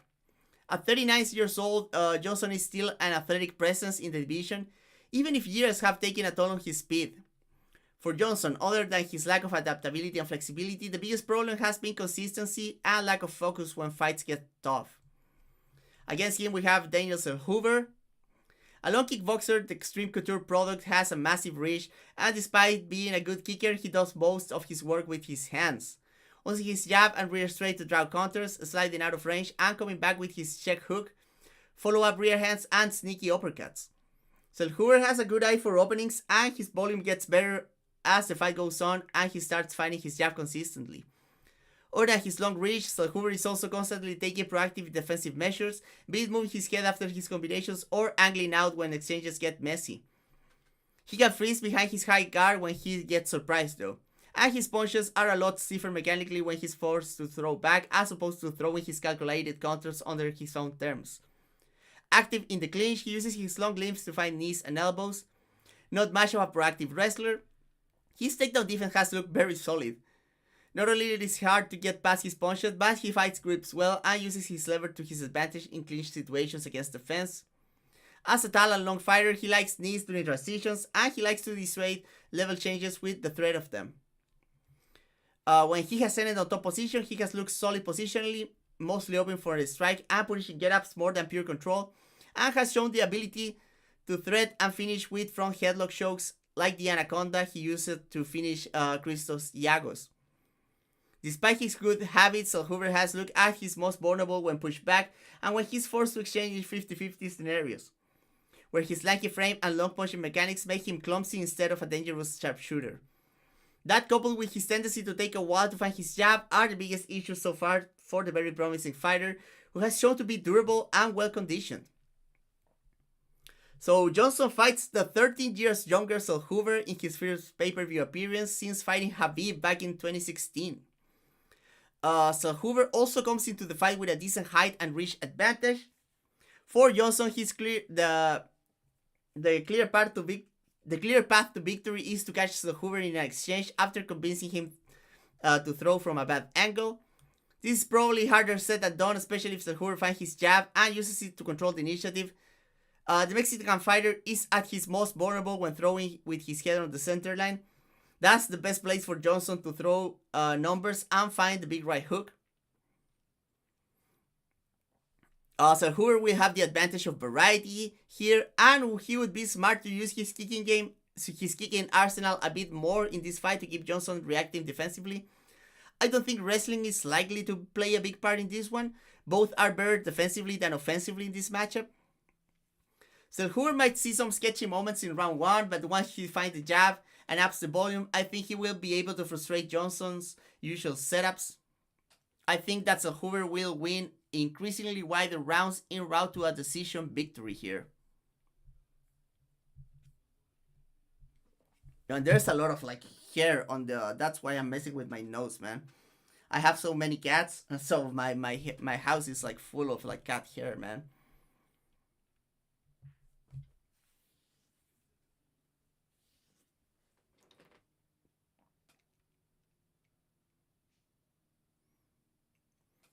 James Kendrick, I heard on Jack Slack podcast that it could be a disadvantage to have too many skills and tools because more likely than not you might not choose the right tool for the specific opponent. Thoughts on that? I kind of tend to agree.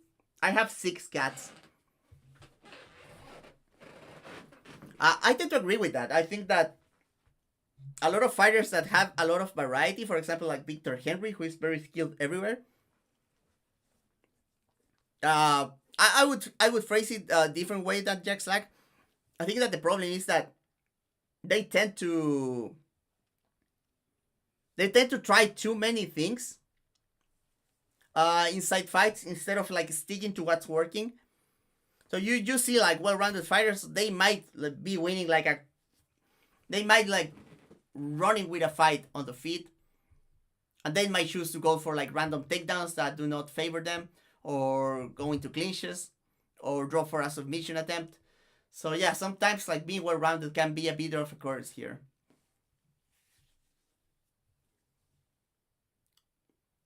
How do you rate a fighter like Michael Johnson? Do you hold his record against him, knowing how good he used to be? At the same time, Michael Johnson was losing very consistently on his prime too. So I think I rate him highly because I always tend to favor wins over losses when rating a fighter. But he's clearly a tier below the other big action fighters of his time. Michael Johnson is not even though he could win fights here and there, there's a reason he didn't have the consistency. So I would say Michael Johnson is a level below the The Tony Fergusons, the Justin Gages, the Eddie Alvarez, the Dustin Poiriers of the world.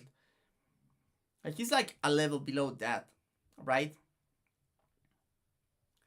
Because like he's a fighter that he was never going to put like a super good run together. Because he was just fighting into like thin margins. Like he could win any fight, but he could lose any fight too. Yeah, it's pretty much the Edson Barbosa level. They are like that kind of fighter. Like at their best, like in a very good division, they are like right outside the top 5, I feel. Not quite title challengers, but very close to it.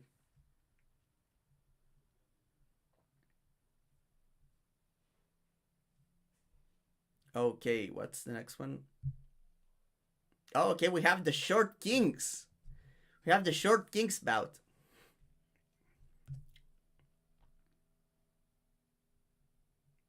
We go to featherweight for our next bout. We have Dan Ige against Patricio Pitbull. So let's begin with Ige. The stocky and athletic veteran remains an active player at the top of the division.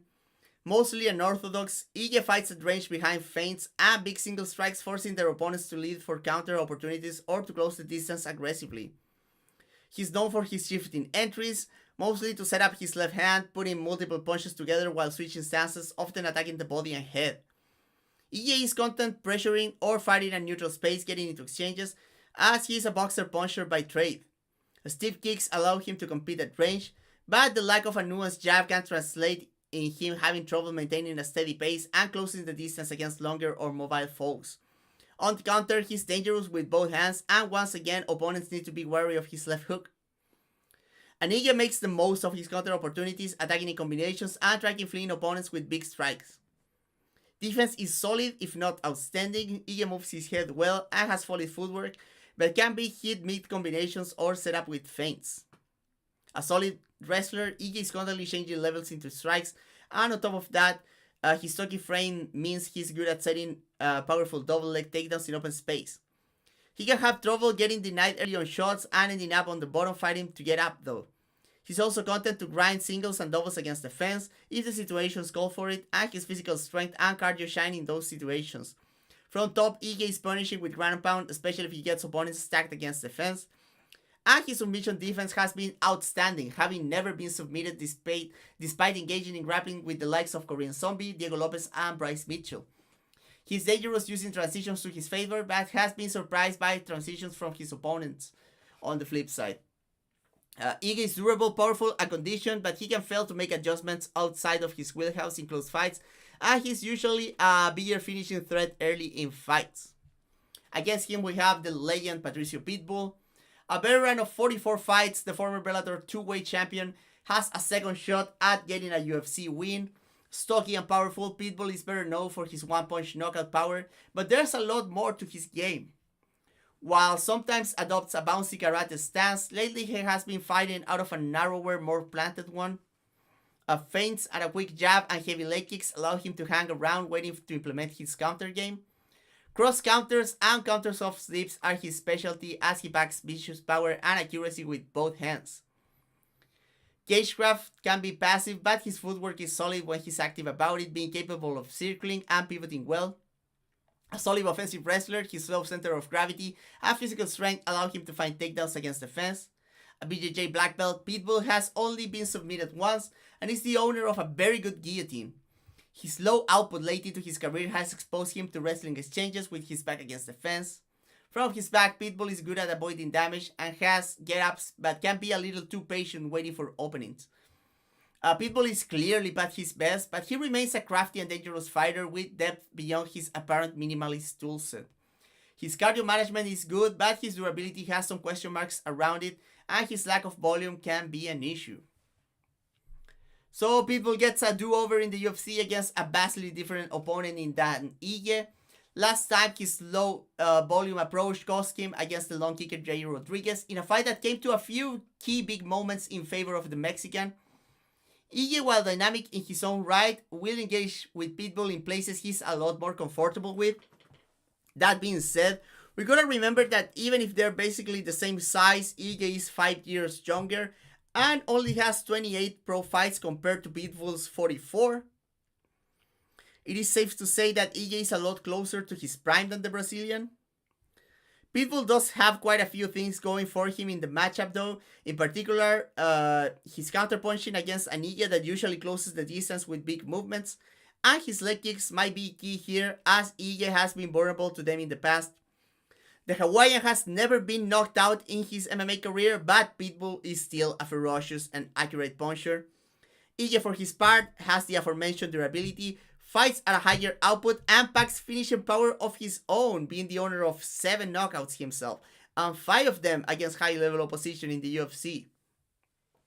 While a more forgiving matchup in some ways, if Pitbull doesn't get a counter knockout during an entry, EJ has less exploitable habits than fighters like Rodriguez or Jeremy Kennedy. I think it is the durability and pace of EJ that will allow him to traverse some sketchy moments to win more minutes than the legendary former Bellator champion. I think that EJ wins a decision here.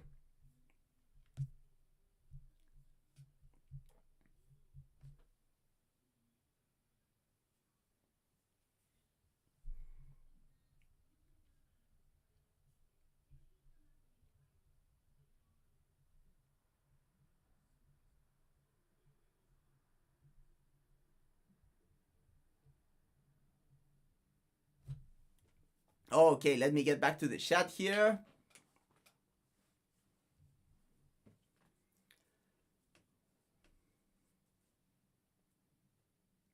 Is he also Matt Brown's status barring division or lower because Matt Brown had clinch decks? I think they are pretty much the same level, like just outside the top 5 at his best in a good division. I like Matt Brown more, but like Matt Brown was like more consistent, but at the same time, like Matt Brown was a bit less dangerous because like Michael Johnson is just like such an athletic phenom. And Matt Brown, the other thing is that Matt Brown got to his like technical prime like super old, so he was like kind of fragile when he got there. Adin Rosmin, what's up, man? Hi, fan. Speaking of Victor Henry, how would you rate him when he showed up the fuck up in his fight with Barcelos? Oh man, he looks so good, man. That's like one of the greatest performances by a fighter that might not go into the history books as an elite fighter. He looked fantastic there, man. That was like because Victor Henry is such a skilled fighter, and he's also like kind of athletic. He's not that bad. Like, that was one fight where he will like really put it together and showed us what could have been, right? I think that that fight, like getting to the UFC, was like the motivation that Victor Henry needed. But now that he's kind of old, he's like exiting his prime, sadly, just as he got to the UFC. But I feel like Victor Henry is very good. Battle of the Twins. Rio Sousen, do you think that EJ lacks a nuanced jab is the reason why he can execute the game plans that Nixon is telling him? Yeah, I think that EJ like has learned a lot of like patches to deal with his lack of a good jab, but I think like he would be better off with a good jab, to be quite honest. As I said on the profile, like he relies too much on big movements to close the distance. EJ just seems like a head case. Might be, man. Dan Albert says sometimes a lack of a rangefinder really mitigates your ability to build momentum and initiative. You can play a counter-weighted reactive game, but that requires very specific things to work. Yeah. And even those kind of like reactive fighters, they are better off having like a poking tool at distance, right? Do you consider EJ a gatekeeper? Like, I'm not a huge fan of the gatekeeper term, but he kind of fits the bill. He's like EJ's kind of like a gatekeeper to the elite. Like he basically almost never loses to anyone that is very good. Like his worst loss in recent memories, like Bryce Mitchell, and like he didn't really lose that fight.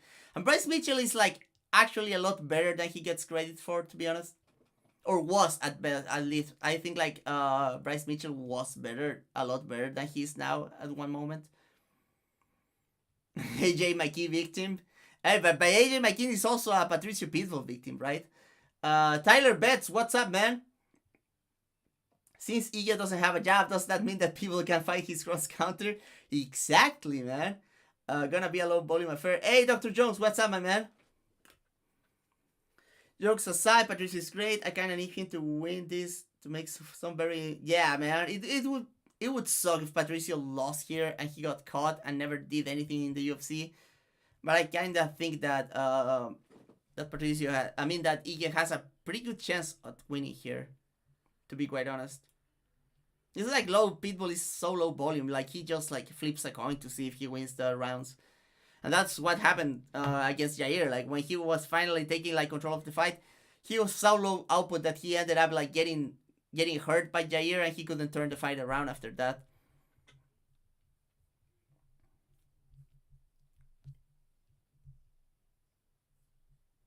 Oh man, this one I don't like, man. We move to welterweight, and we have a fight between Kevin Holland and Daniel Rodriguez. So Holland, a very long and lanky striker, on his second run at 170, this is the best division for Holland to take advantage of his physical gifts and style. He usually establishes range behind a variety of kicks and straight punches from both stances. Despite his long frame and long range tools, he's not shy about closing the distance, but he can be vulnerable when he closes distance without moving his head.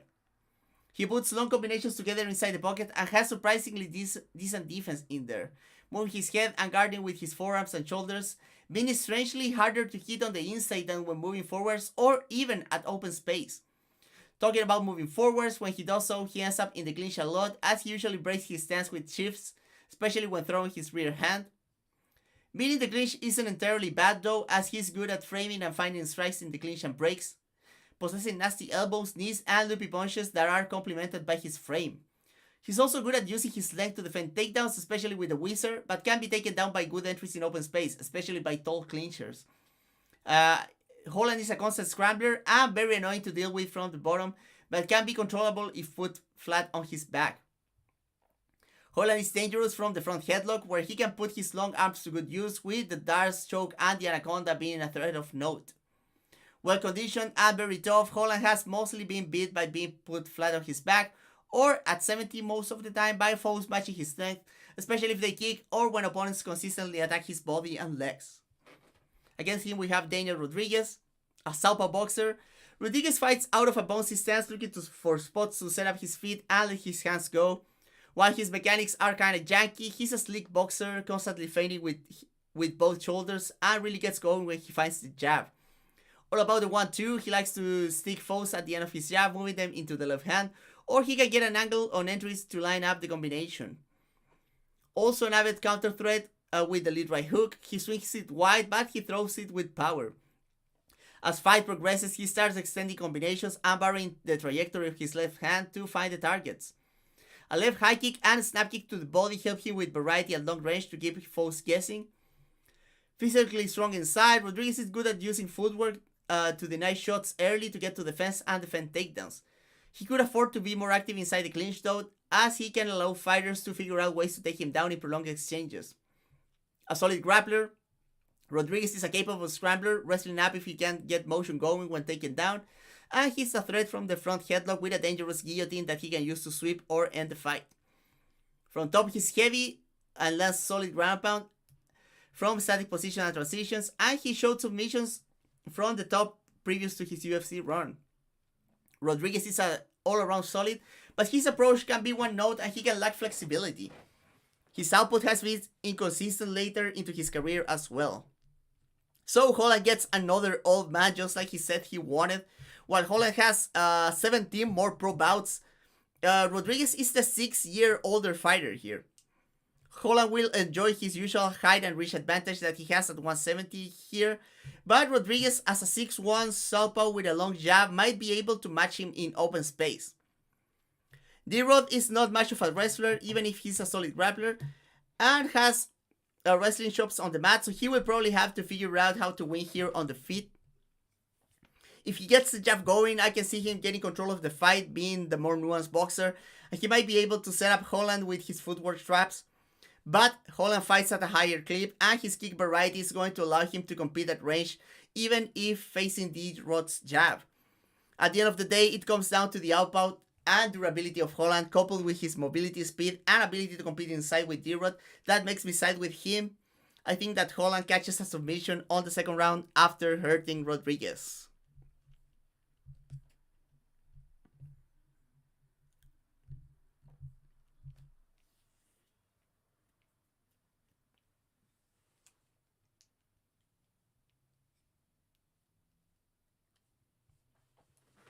No one is a fan of Kevin Holland around here, man. I mean, I'm not sure, man.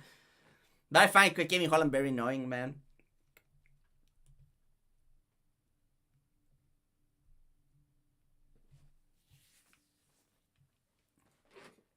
Is Holland D-Rod the fight for the current Youngweight King? Hey, that could be, man. I've never thought about Kevin Holland being part of the Youngweight division, but he's Youngweight for sure, man. Is Holland just hopeless to be a contender? Yeah, Holland is not at that level. What do you think he's missing? Is like,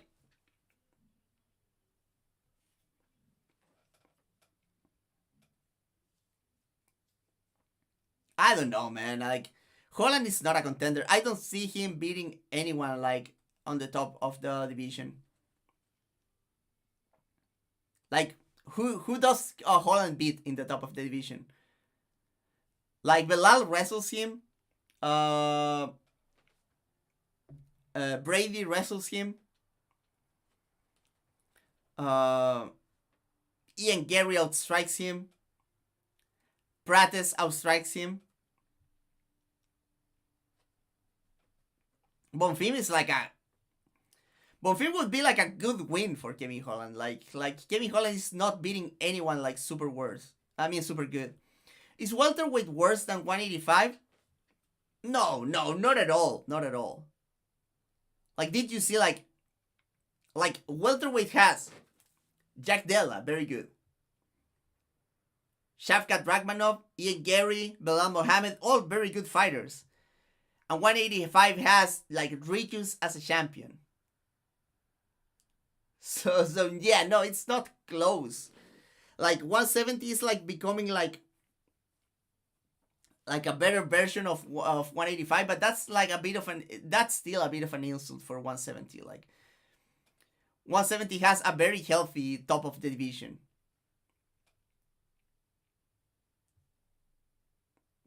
Does Holland beat the ghost of the corpse of the hopes of Colby? Yeah, Holland beats the shit out of Colby Covington. The shit out of this version of Colby Covington. Covington doesn't beat anyone now. Like Colby Covington, I'm not sure he beats like Beretenikov right now. I would pick Mickey Gall to beat the shit out of Colby Covington right now, man. Hey, he's trash. Like, he doesn't have the wrestling anymore. And he looks like so inoffensive on the feet, Colby Covington, right now. He's like low-key, like insanely bad.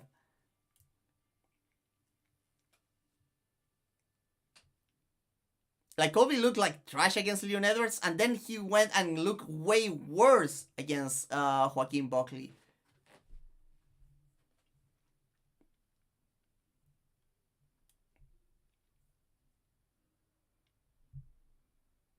Okay, co-main event already.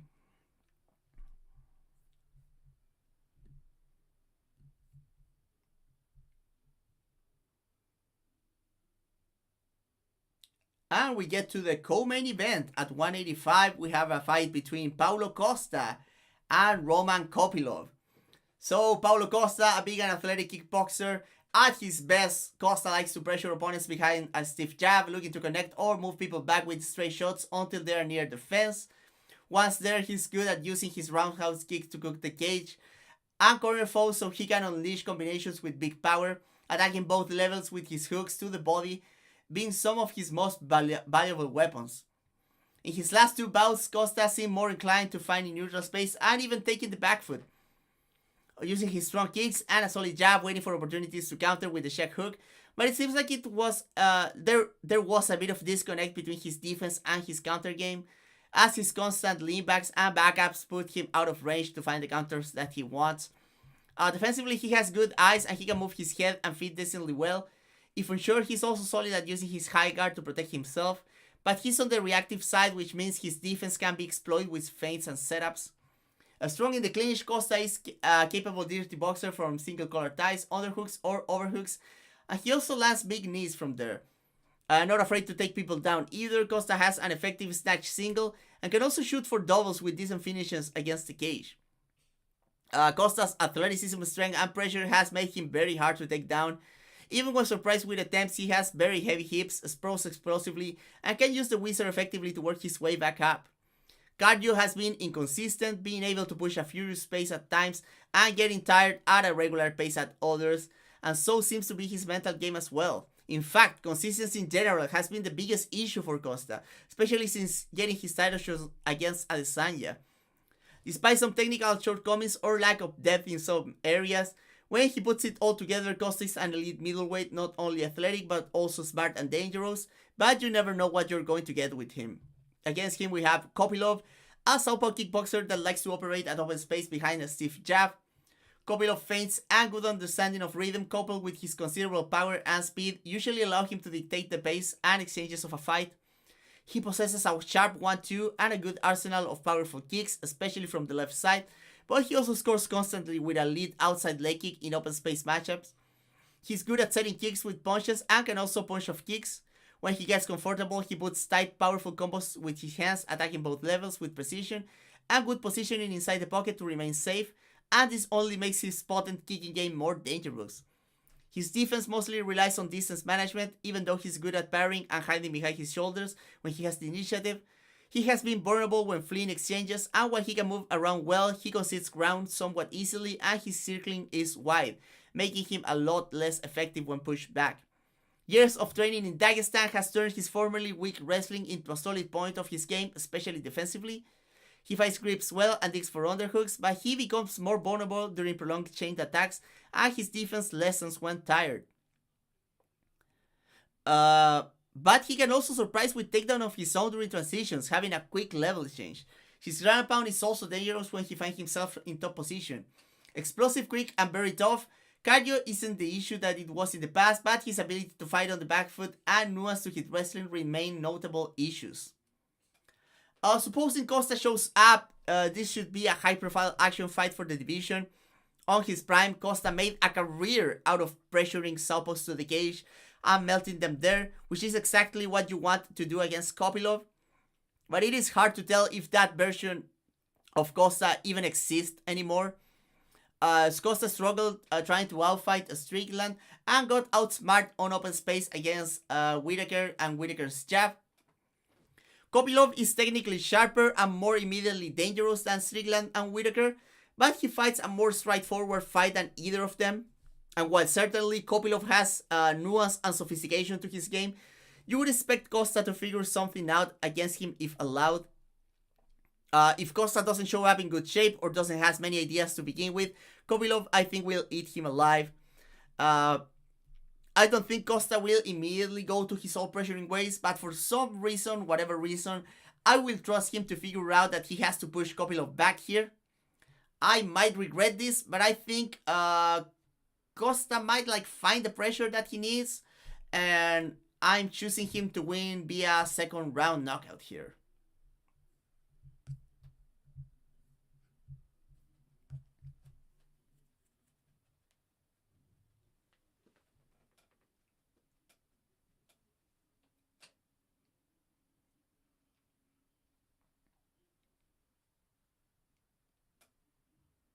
I feel like if Costa still cared, yeah, the Costa that was the Costa that earned that title shot, he would walk over Kopylov. He would just beat his shit and take him down against the fence, but I think he's going to do a bit of that here. But I feel like he's I don't know, man.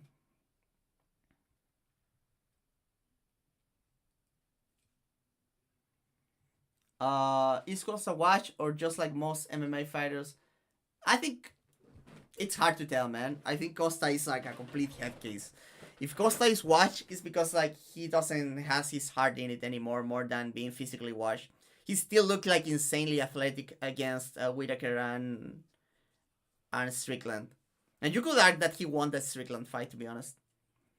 Are Dagestan fans the worst people? Not the fighters, but the fans of the fighters. I mean, there are a lot of weirdos out there, but I don't engage with that a lot. So like the worst. I don't know if I can say that. I try to not to stay away from that kind of conversation. Real Soulsen, has anyone ever given you a hard time for making a wrong pick? Um, I don't think so. Now that I think about it, I don't remember like anyone giving me like terrible shit for a wrong pick.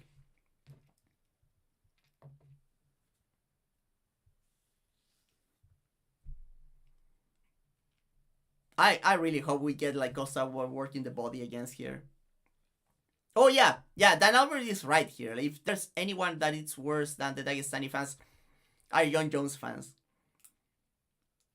It's crazy though because like 5 years ago, I would have like a semi-viral tweet about John Jones, and my mentions will be cluttered with the worst guys of all time. Like they absolutely suck, and they were defending John Jones. And now I had a few tweets about John Jones in the last few weeks, and like no one is defending him anymore, man.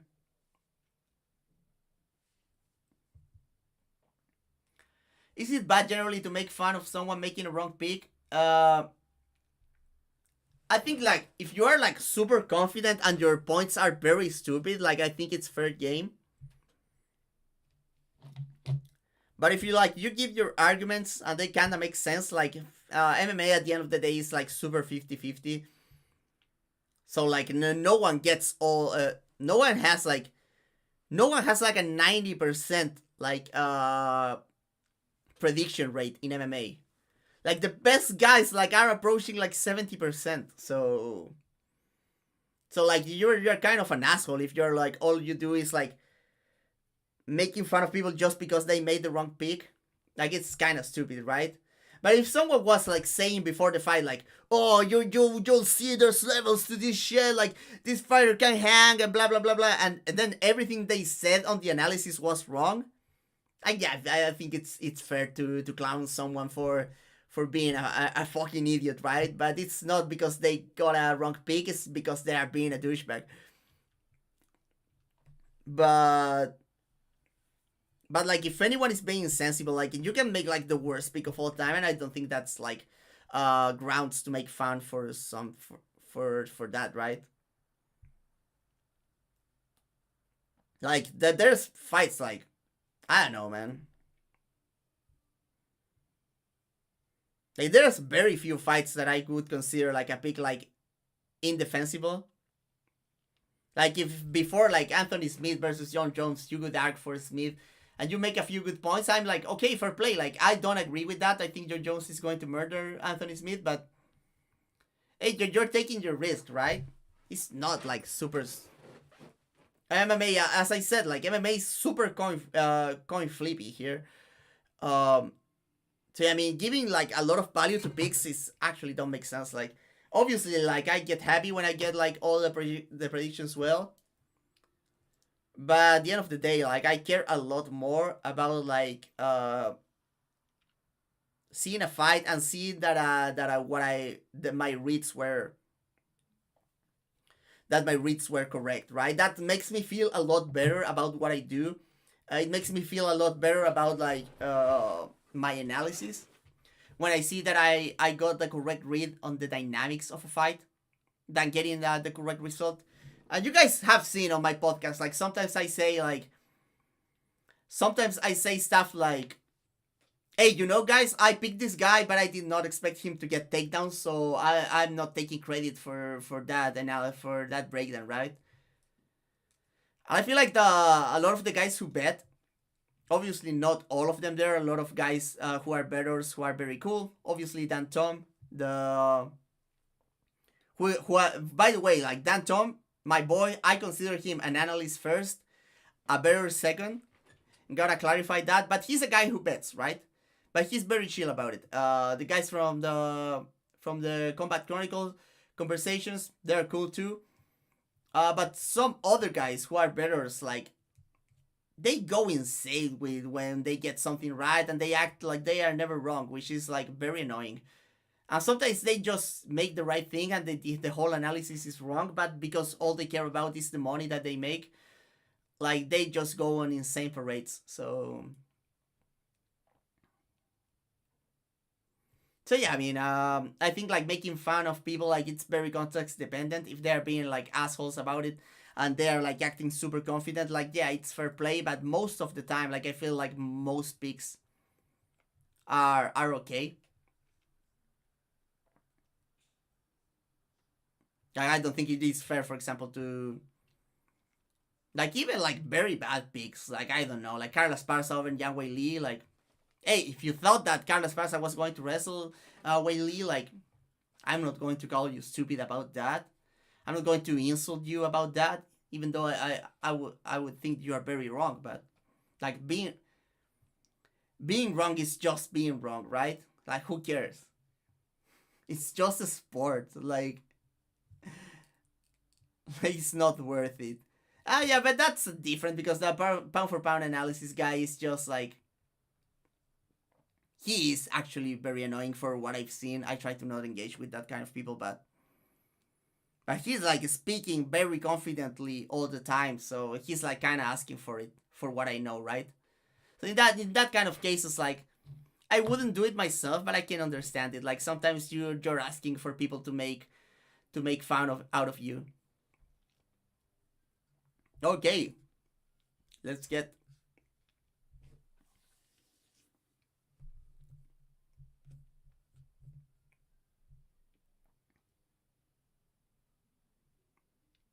And with that, we get to our main event. We have a rematch. The third fight to close the trilogy. We have Dustin Poirier against Max Holloway. And something that I haven't mentioned yet is that this is for the BMF title. Like no one cares, but yeah, this is like a very apt fight to end the career of Dustin Poirier, former interim lightweight champion, against a longtime rival, former featherweight champion Max Holloway. So let's begin with uh, what what have these guys been up to since their last fight. So let's begin a bit with Poirier. So Poirier, as we know, he won that fight unanimous decision against Max Holloway. That was like 6 years ago, more than 6 years ago actually. He went to fight Habib Nurmagomedov in a fight that I don't think he looked very good in. He didn't quite fight the right fight. He still had Habib in trouble like twice.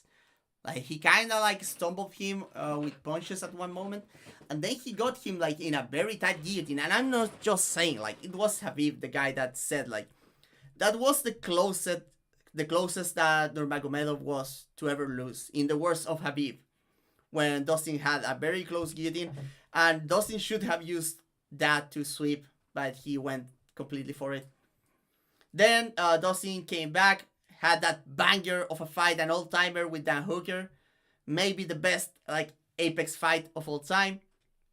Became a superstar by beating Conor McGregor, beat Conor McGregor again. That got him another title shot against Charles Oliveira in a fight with I think like Dustin did not look his best, and also I don't think he was like physically all there. And he had the wrong approach when it came to the grappling. Dustin then came back, fought Michael Chandler, won a very gritty fight. Then went on to fight Justin Gaethje in a rematch. Dustin previously beat Justin Gaethje in way to get that title shot against Max. Sadly, Dustin got kicked in the head in that fight. Just like the wrong read situation kind of thing. He got knocked out like out cold, so we gotta like consider that.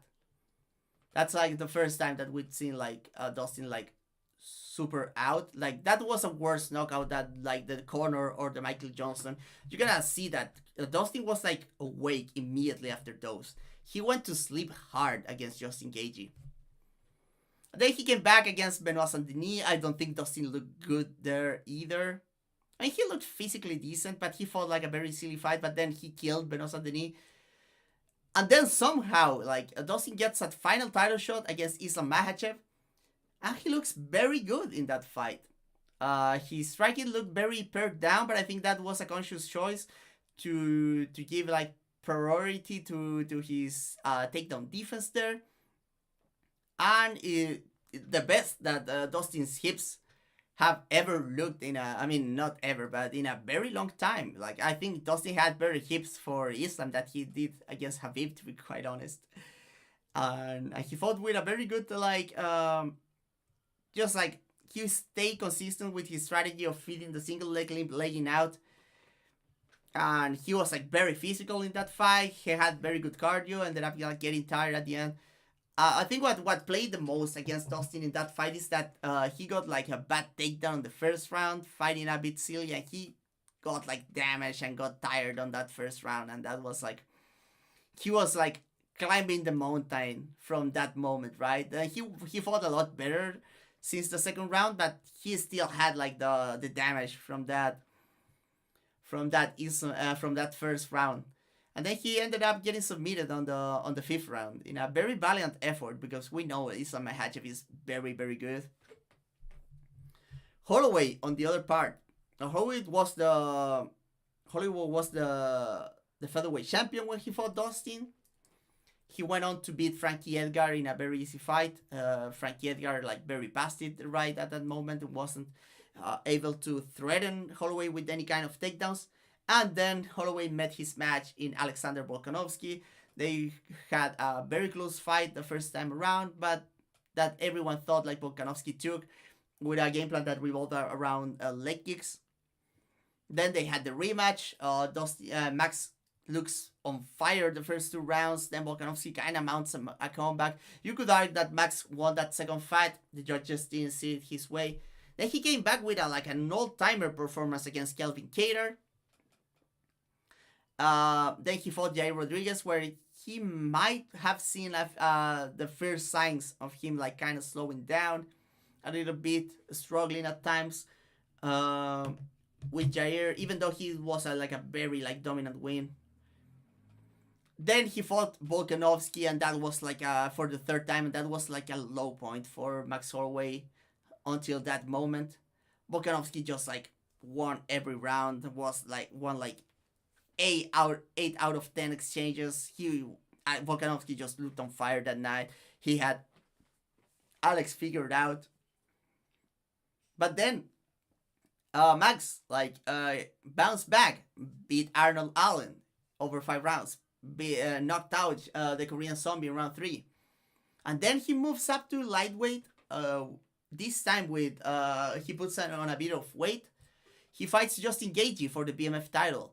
He gets that like absolutely ridiculous legendary knockout in the last second of the 5th round. Unbelievable.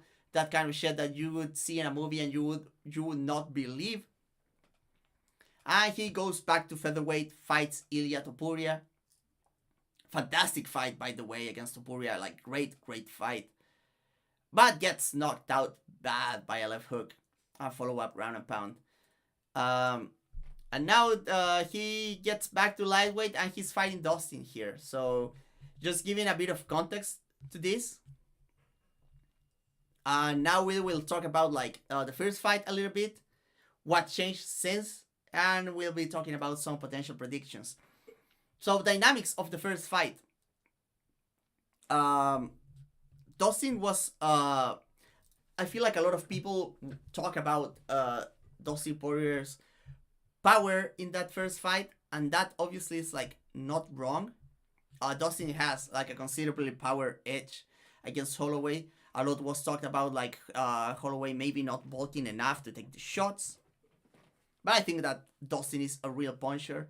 Holloway is like good at controlling the initiative of fights, but his defense has never been like great, and Dustin was able to like set him up with his dexterous punching, some shifting entries. I think that Dustin was like longer than Holloway was expecting, and he was getting tagged a lot from long range and during that first and second round. Dustin's ability to like get on top of Holloway when he was hurting him and put combinations against the cage and mitigate a lot of the counters from Max Holloway were very effective. And another thing that I think surprised Max Holloway on that second fight was that after the first round, like you can tell, like they showed Max Holloway smiling because he felt like Dustin Poirier put a lot on that first round, and he was like, okay, I'm going to snowball from here. I'm taking over from here. And then Dustin Poirier went and beat his shit again on the second round. And I think that Holloway was very surprised at the gas tank of Dustin Poirier. Obviously, if you gotta give the edge in the gas tank department to any of them, it's going to be Holloway. But Dustin showed up in tremendous shape for that fight. He was able to like pursue the finish for 2 rounds and then still be there. And I was talking about with my dear friend Dan Albert, who is present in the chat right now, that Dustin can like he can get sketchy in like prolonged exchanges inside the pocket, but to be able to exploit that, you need to get there in that place in the first place, and that could be very dangerous. And the thing with Dustin Poirier that a lot of people don't realize is that when you exchange in the pocket with Dustin Poirier is one of the like most like skilled and ambidextrous boxers inside the pocket that we've seen in MMA. And what I say with that is that sometimes when you think you have an angle on Dustin Poirier is one of those guys that actually can like work around a bad angle, and he knows what punches to use from both hands to hurt you from those positions. And I think that's something that surprised Max Holloway. Max Holloway would get like outside foot positioning, and he would be like minding the right hand of Dustin Poirier would be on the inside, but Dustin Poirier would surprise him like punching with a wide hook that would go across. Even though he's from Dustin would be on the with inside foot positioning, which makes that hook like a lot longer. Dustin is very comfortable at boxing from bad positions just because he's like very accurate and powerful from both sides, and he's able to generate power a lot of the times just from his arms from weird positions. So Holloway was like, okay, I got you here, I should be the harder puncher from this position, and Dustin Poirier would go like, wait a second, dude, like I'm still the harder puncher here, like. So that was a very interesting dynamic, that it was not just about the power, it was the ability of Dustin Poirier to remain being the puncher deep into exchanges, even though Holloway was like out positioning at times, draining him with body shots and that kind of stuff. I think that Dustin was like establishing a long range too. So he was like seeing the entries by Holloway a lot of the time. And a few times that Dustin was put on the defensive, Dustin showed up with good defense. A lot of people have been like giving Dustin crap because of the Stonewall defense, but there's a very popular clip of that fight. Max Holloway goes to his corner, I think after round 3, and he's complaining about the Stonewall. He says he's blocking weird. And it's because like Holloway was punching like the top of the head, the elbow, and the shoulder of Dustin, and he was like not getting the damage that he wanted in those combinations. So Dustin was like, maybe the best use of the Stonewall by Dustin was in that fight against Max Holloway. So what had Holloway going for him in that fight? As always, like Holloway, when he put Dustin on the back foot, he showed his own combination punching, his shot selection, going to the body, pouring out the volume. Dustin was making sure to be like very picky with the counter shots, to give like to stop like Max here and there. He was not putting a full stop, but he was winning a few seconds to regain his footing here and there, regain an angle, and exchange again. And what they any like small adjustment for Dustin would mean that, okay, I'm giving myself a better chance to exchange with this guy in this moment. But Holloway was remaining dynamic, so since that fight, and then obviously Holloway was able to find the volume on third round, most of the fourth round, but Dustin surprised too with another thing. Um, Sorry if I'm talking so much about Dustin, but I feel like at the time the narrative was that Max was going to drown Holloway, that Max was the more refined fighter. And in some aspects of MMA, he is for sure. I feel like Max Holloway is more versatile. He's a more dangerous fighter to get tired against. Has obviously the better gas tank. Insanely durable, maybe more durable than Dustin, right? So I'm talking about the things that Dustin did to allow him to win that fight. And one of those was the ability of Dustin to find transitions. Max Holloway, historically in featherweight, very strong clinch fighter. But Dustin Poirier was using like his strength advantage to good use. He was not successful with takedowns. Holloway has very strong hips against the cage. And Dustin more of a grindy wrestler more than a takedown than a nuanced takedown artist against the fence. But what Dustin did was using the clinch in a few key spots. There was a foot sweep after hurting Holloway on the first round. And he was like, it wasn't like the classic bicep control collar tie. It was like a double collar tie, very strong collar tie that made Holloway think about the knee to the body. And he went with a beautiful foot sweep. Didn't complete the takedown, but he put like Holloway out of his balance. And then on the fourth round, you have the big knee that Dustin landed in transition. Dustin is also famous about like punching very hard inside the clinch, which was also another thing that played a decent part in a few times. So yeah, it was like, and then Dustin fought at like a brilliant fifth round, like fighting behind the jab. They had like similar volume. I felt like Dustin was landing the harder shots on that fifth round.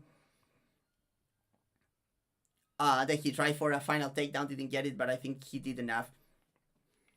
So what has changed since? I feel like Max has had like better showings since. So I think that he has that going for him, right? Max Holloway is the younger fighter in this fight, for sure. I think he's 3 years. Let me recheck my stats. But yeah, Max Holloway 3 years younger than Dustin Poirier, right? Yes, he is. So Max is 33.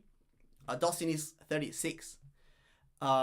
Max has had 34 professional bouts, and Dustin 39. The amount of damage that both guys have taken has been very high. You gotta consider that Dustin did not take that much concussive damage against Islam in his last fight. That was more than a year ago.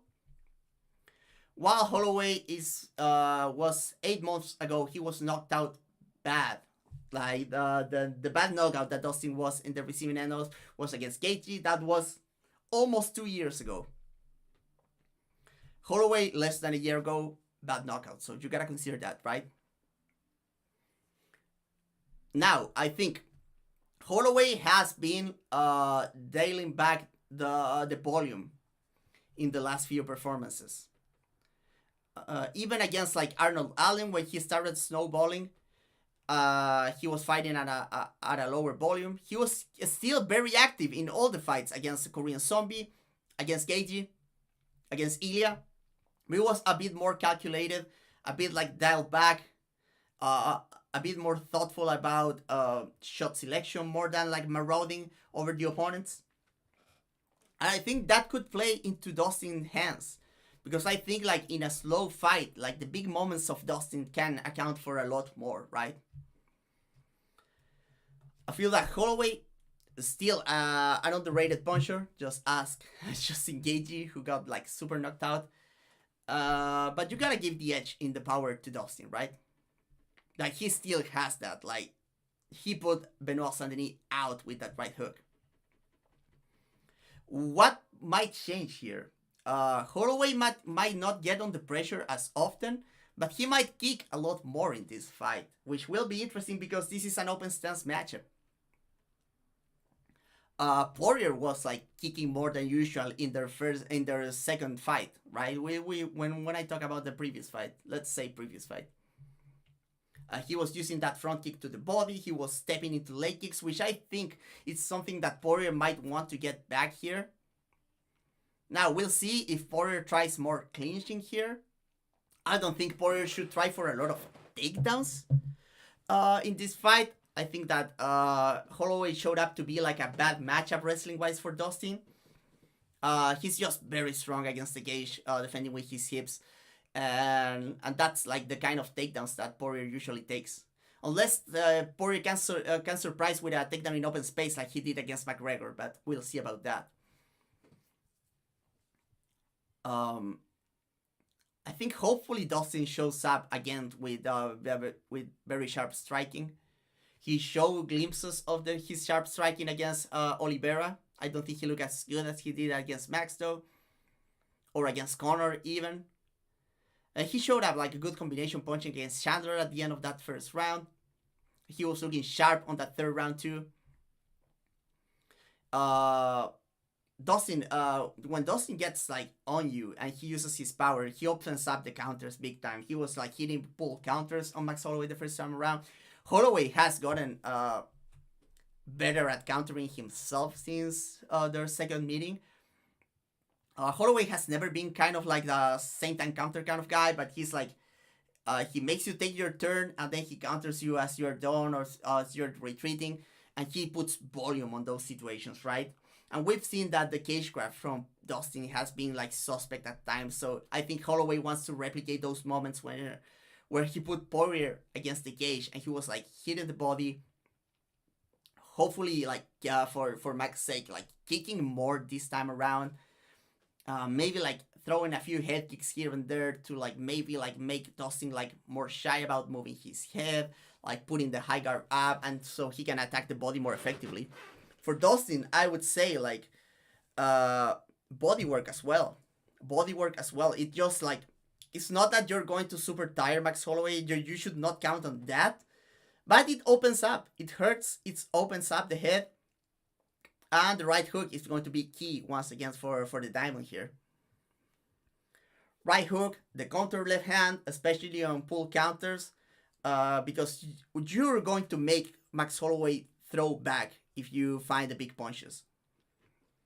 So that's the dynamic here. I feel like Holloway should try to like, if he's going to be like this new version of Holloway, I think he will want to use like the kicks to make Dustin reset. Punish every time that Dustin is doubting himself, push him against the cage. Go with a quick combinations, attack the body, throws a few head kicks here and there, stomp the lead knee, go that, reset, center of the cage, control the initiative. Dictate when combination starts, when Dustin goes seconds, and then Holloway goes third. That's for me, that's the very clear dynamic that Holloway should follow here. For Dustin, on the other hand, I feel in this fight, like he doesn't need to like go to pressure because it's something that Dustin doesn't do anymore either. But he needs to do similar to the first time, like stay in neutral space but be aggressive. Makes Holloway back up. Put like complex combinations together that are able to find Holloway on the fourth punch. Kick him. If Holloway is too far, kick him. Do not neglect body work. Be active with catching clinches. Don't be shy to go to the clinch. You're even if Holloway is like physically strong and is bulking up, I think that it's very likely that Poirier is still the physically stronger guy of the two. Go into clinches, work the body, use your transition work. Look for elbows, look for knees.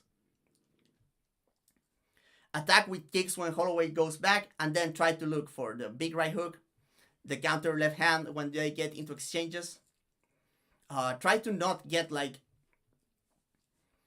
Go extend combinations when you're the one dictating the pace for Dustin. I think that's the most important thing, is that if you want to go like 10 punches deep into a combination, it's because you decided that you're going there. If Holloway is trying to extend a combination, just pick your counter, grab a clinch, get out of there, try to reset. I think that's the dynamic for Poirier.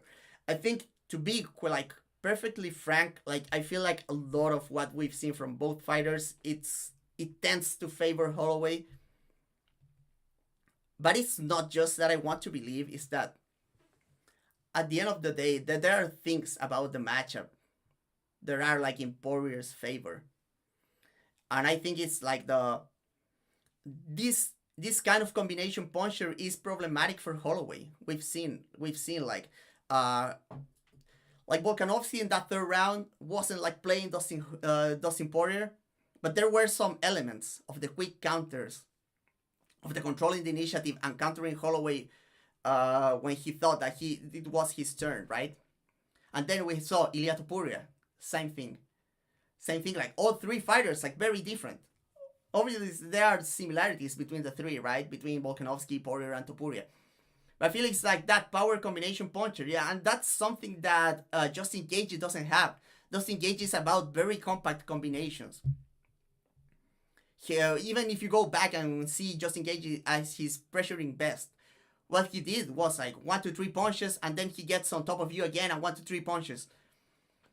And he was not able to like work his counter game against Max Holloway because he's not that nuanced of a puncher.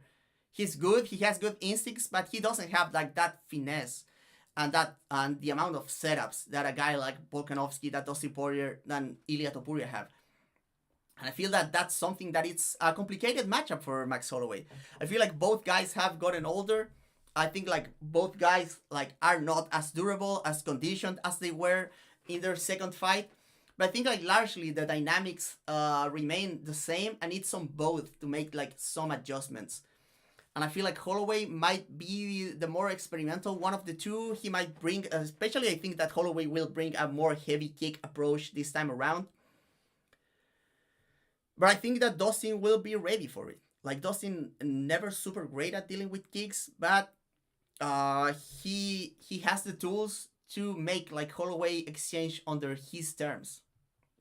And if Holloway is a bit less durable, I think that Poirier, he's still very durable. He got put out with a nasty kick by Gaethje. That's not a normal strike to it. Like no one survives that, right? And Holloway, he got hurt by Topuria with that left hook, but that's still like a punch from a guy at 145. Like if there's like doubts again about durability, like I'm not saying that Poirier has the better chin of the two, but in the equation, I feel like when you put like power against chin of the both of them, I think this is a more dangerous fight for Max Holloway. Like Dustin Poirier is a big puncher, and Holloway is like a good puncher, but we haven't seen Dustin Poirier put out by a good puncher yet.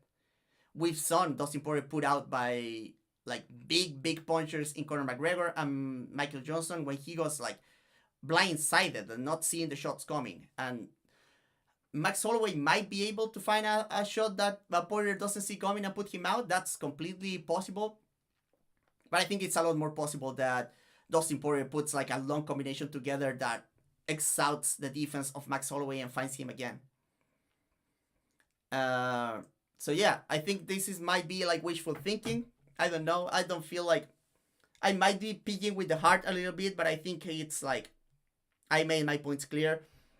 I think this one is going to be a war. I'm very happy that Dustin Poirier gets to retire under this fight. And if Max Holloway wins, like I'm fine with it. I would be sad, but Max Holloway is a tremendous fighter, one of my favorites too. So it is whatever. But I'll be honest, my pick here, Dustin Poirier closes the trilogy with another victory. He goes 3-0 against the Hawaiian, and that's what it is. Okay, guys. Let me get back to the chat here.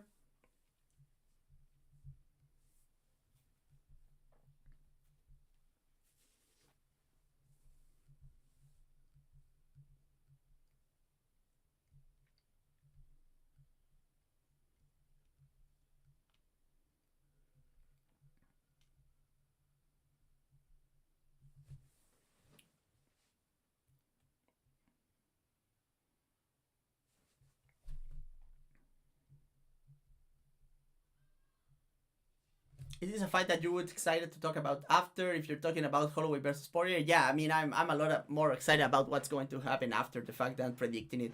even though I talked like a good amount about it. In general, do style matchups ever change unless fighter is so wide like Little Tito 3? I generally would pick the Dustin due to the style matchup, despite him looking much lower in his last two fights. Yeah, that's kind of fair.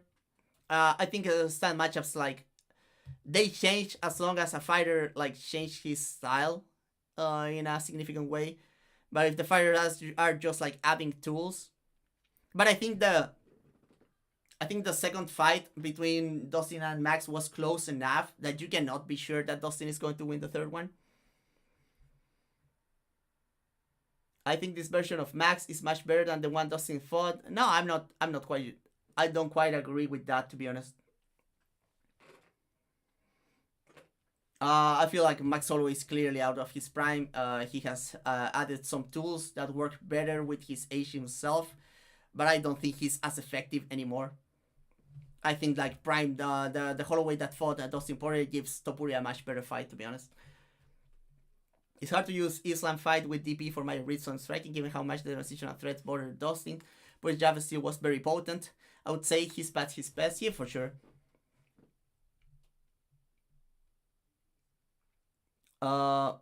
So I was referring Max Holloway earlier. Do you think his well-rounded striking will make him not do the right thing here? He should be attacking the body early and often, but he might be not. There's a chance. There's a chance. As I said, like Holloway's the more experimental fighter of the two.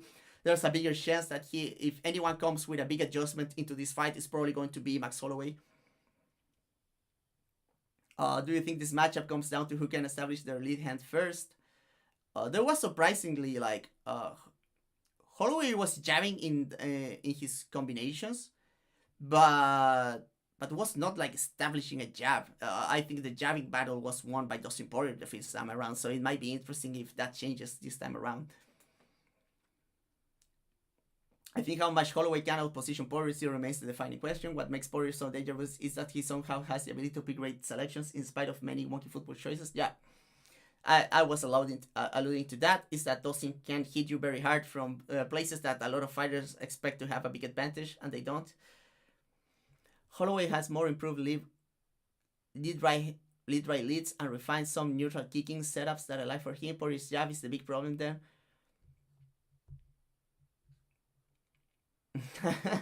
the ball Dustin Poirier was easy to draw. Also, very few fight Tyre better than Dustin. Is stupid. Yeah, he's very good at that. Do you consider Dustin Poirier a good pocket boxer? No, for sure. Oh no, the mechanics are great by Dustin Poirier inside the pocket. Like, sometimes his feet can get like kind of wonky in the long run, but the way that he transfers power and he stays safe inside the pocket is very good.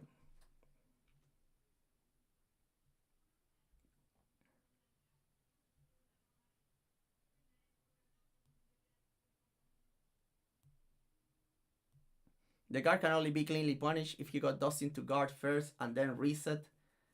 Yeah.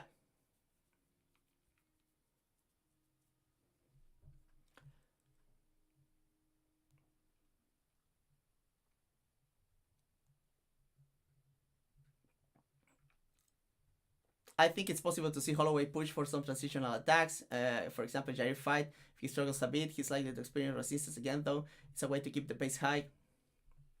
Go says the Poirier step back after he shows his hillbilly shoulder roll. Might be something for Max to exploit by either kicking the leg or the body on the exit. Yeah, that's fair.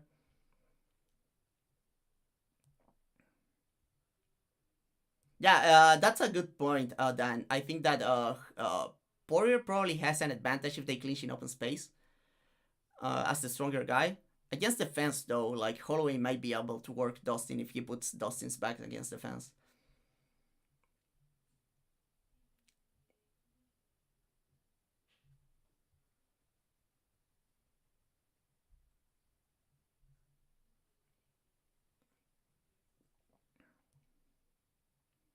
I think regardless, this is a fight where both are unlikely to not show up, and I'm not going to be shocked that they're taking out. Personally, I suspect there will be a point where Max flips some switch and goes out for blood, and Poirier will happily meet that. Yeah, for sure. And this fight is going to be exciting for sure.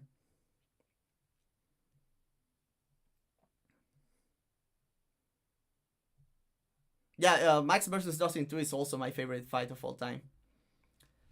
So yeah, I mean, let's get into the pod outro, and then I'll catch with you guys for the last time.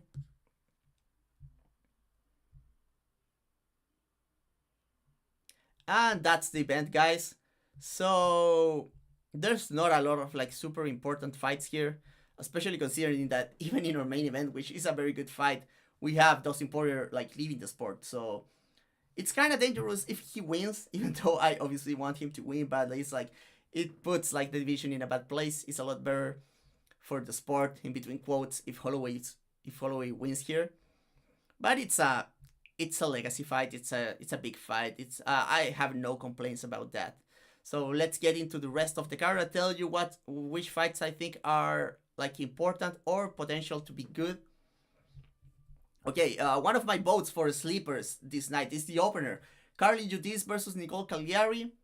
You need guys to go watch both of these girls fight with Kariskaiti, because both fights are very entertaining and it shows that all three of these fighters are very promising. I think Carly Judice and Nicole Cagliari are going to surprise a lot of people having a very good fight, so watch out for that. Ferreira versus Jackson McVeigh it's okay. It's okay. It's like Ferreira has like quite the UFC experience, like McVeigh making the UFC debut, very super high jumping competition. At least I'm very curious about how McVeigh looks.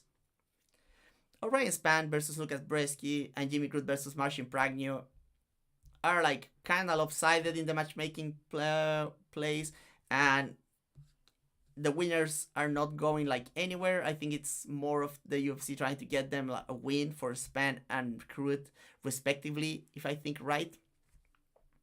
So yeah, I mean, there's a chance that both fights are good. There's a chance that both fights are bad too. So Dulatov is very high. Is very hyped coming into this fight, and he's getting like kind of an easy matchup here, as easy as he can get, to be honest.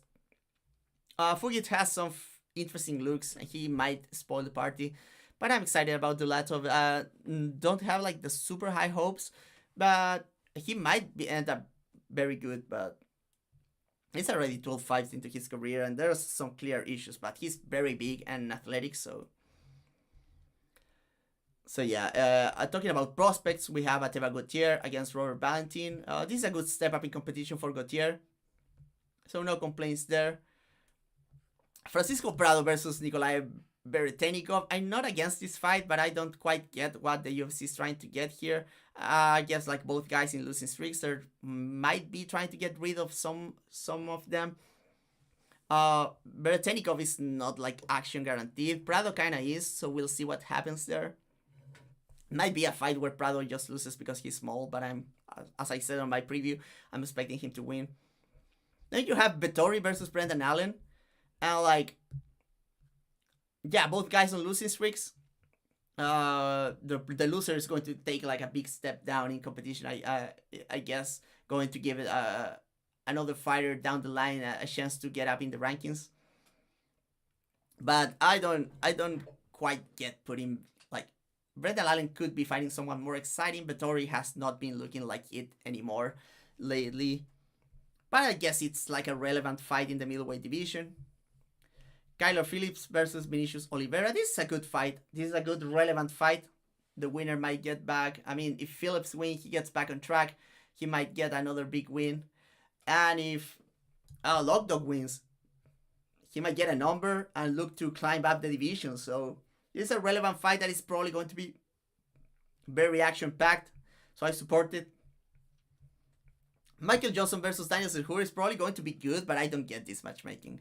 Like, I guess, like, they're giving Hoover a step down after his, like, tremendous fight against Rivers. He's putting them again like a name in the lightweight division in Michael Johnson, but Michael Johnson should be fighting a lower level of opposition here. I don't think the chances of Johnson winning here are very high. So Hoover could have been in another action fight with an up-and-comer, I guess. Danique versus Patricio Pitbull, perfectly fine. We'll see which one of the short kings like take the next step up. It's kind of sad if Patricio loses though, because like people would think that he was never good, especially after the stupid narratives of Rogan about like, oh, there's evils in the UFC and shit, and they don't consider that he's like 38 years old and has been fighting forever. So yeah, but yeah, it's a cool matchup. It's a cool matchup because you have like two stocky guys that punch very very hard here. So someone might go to sleep. And if they don't, they're going to have a cool fight. I don't think that EA is going to allow people to have like a super low output fight, so I think it's going to be exciting. Kevin Holland versus Daniel Rodriguez, this is like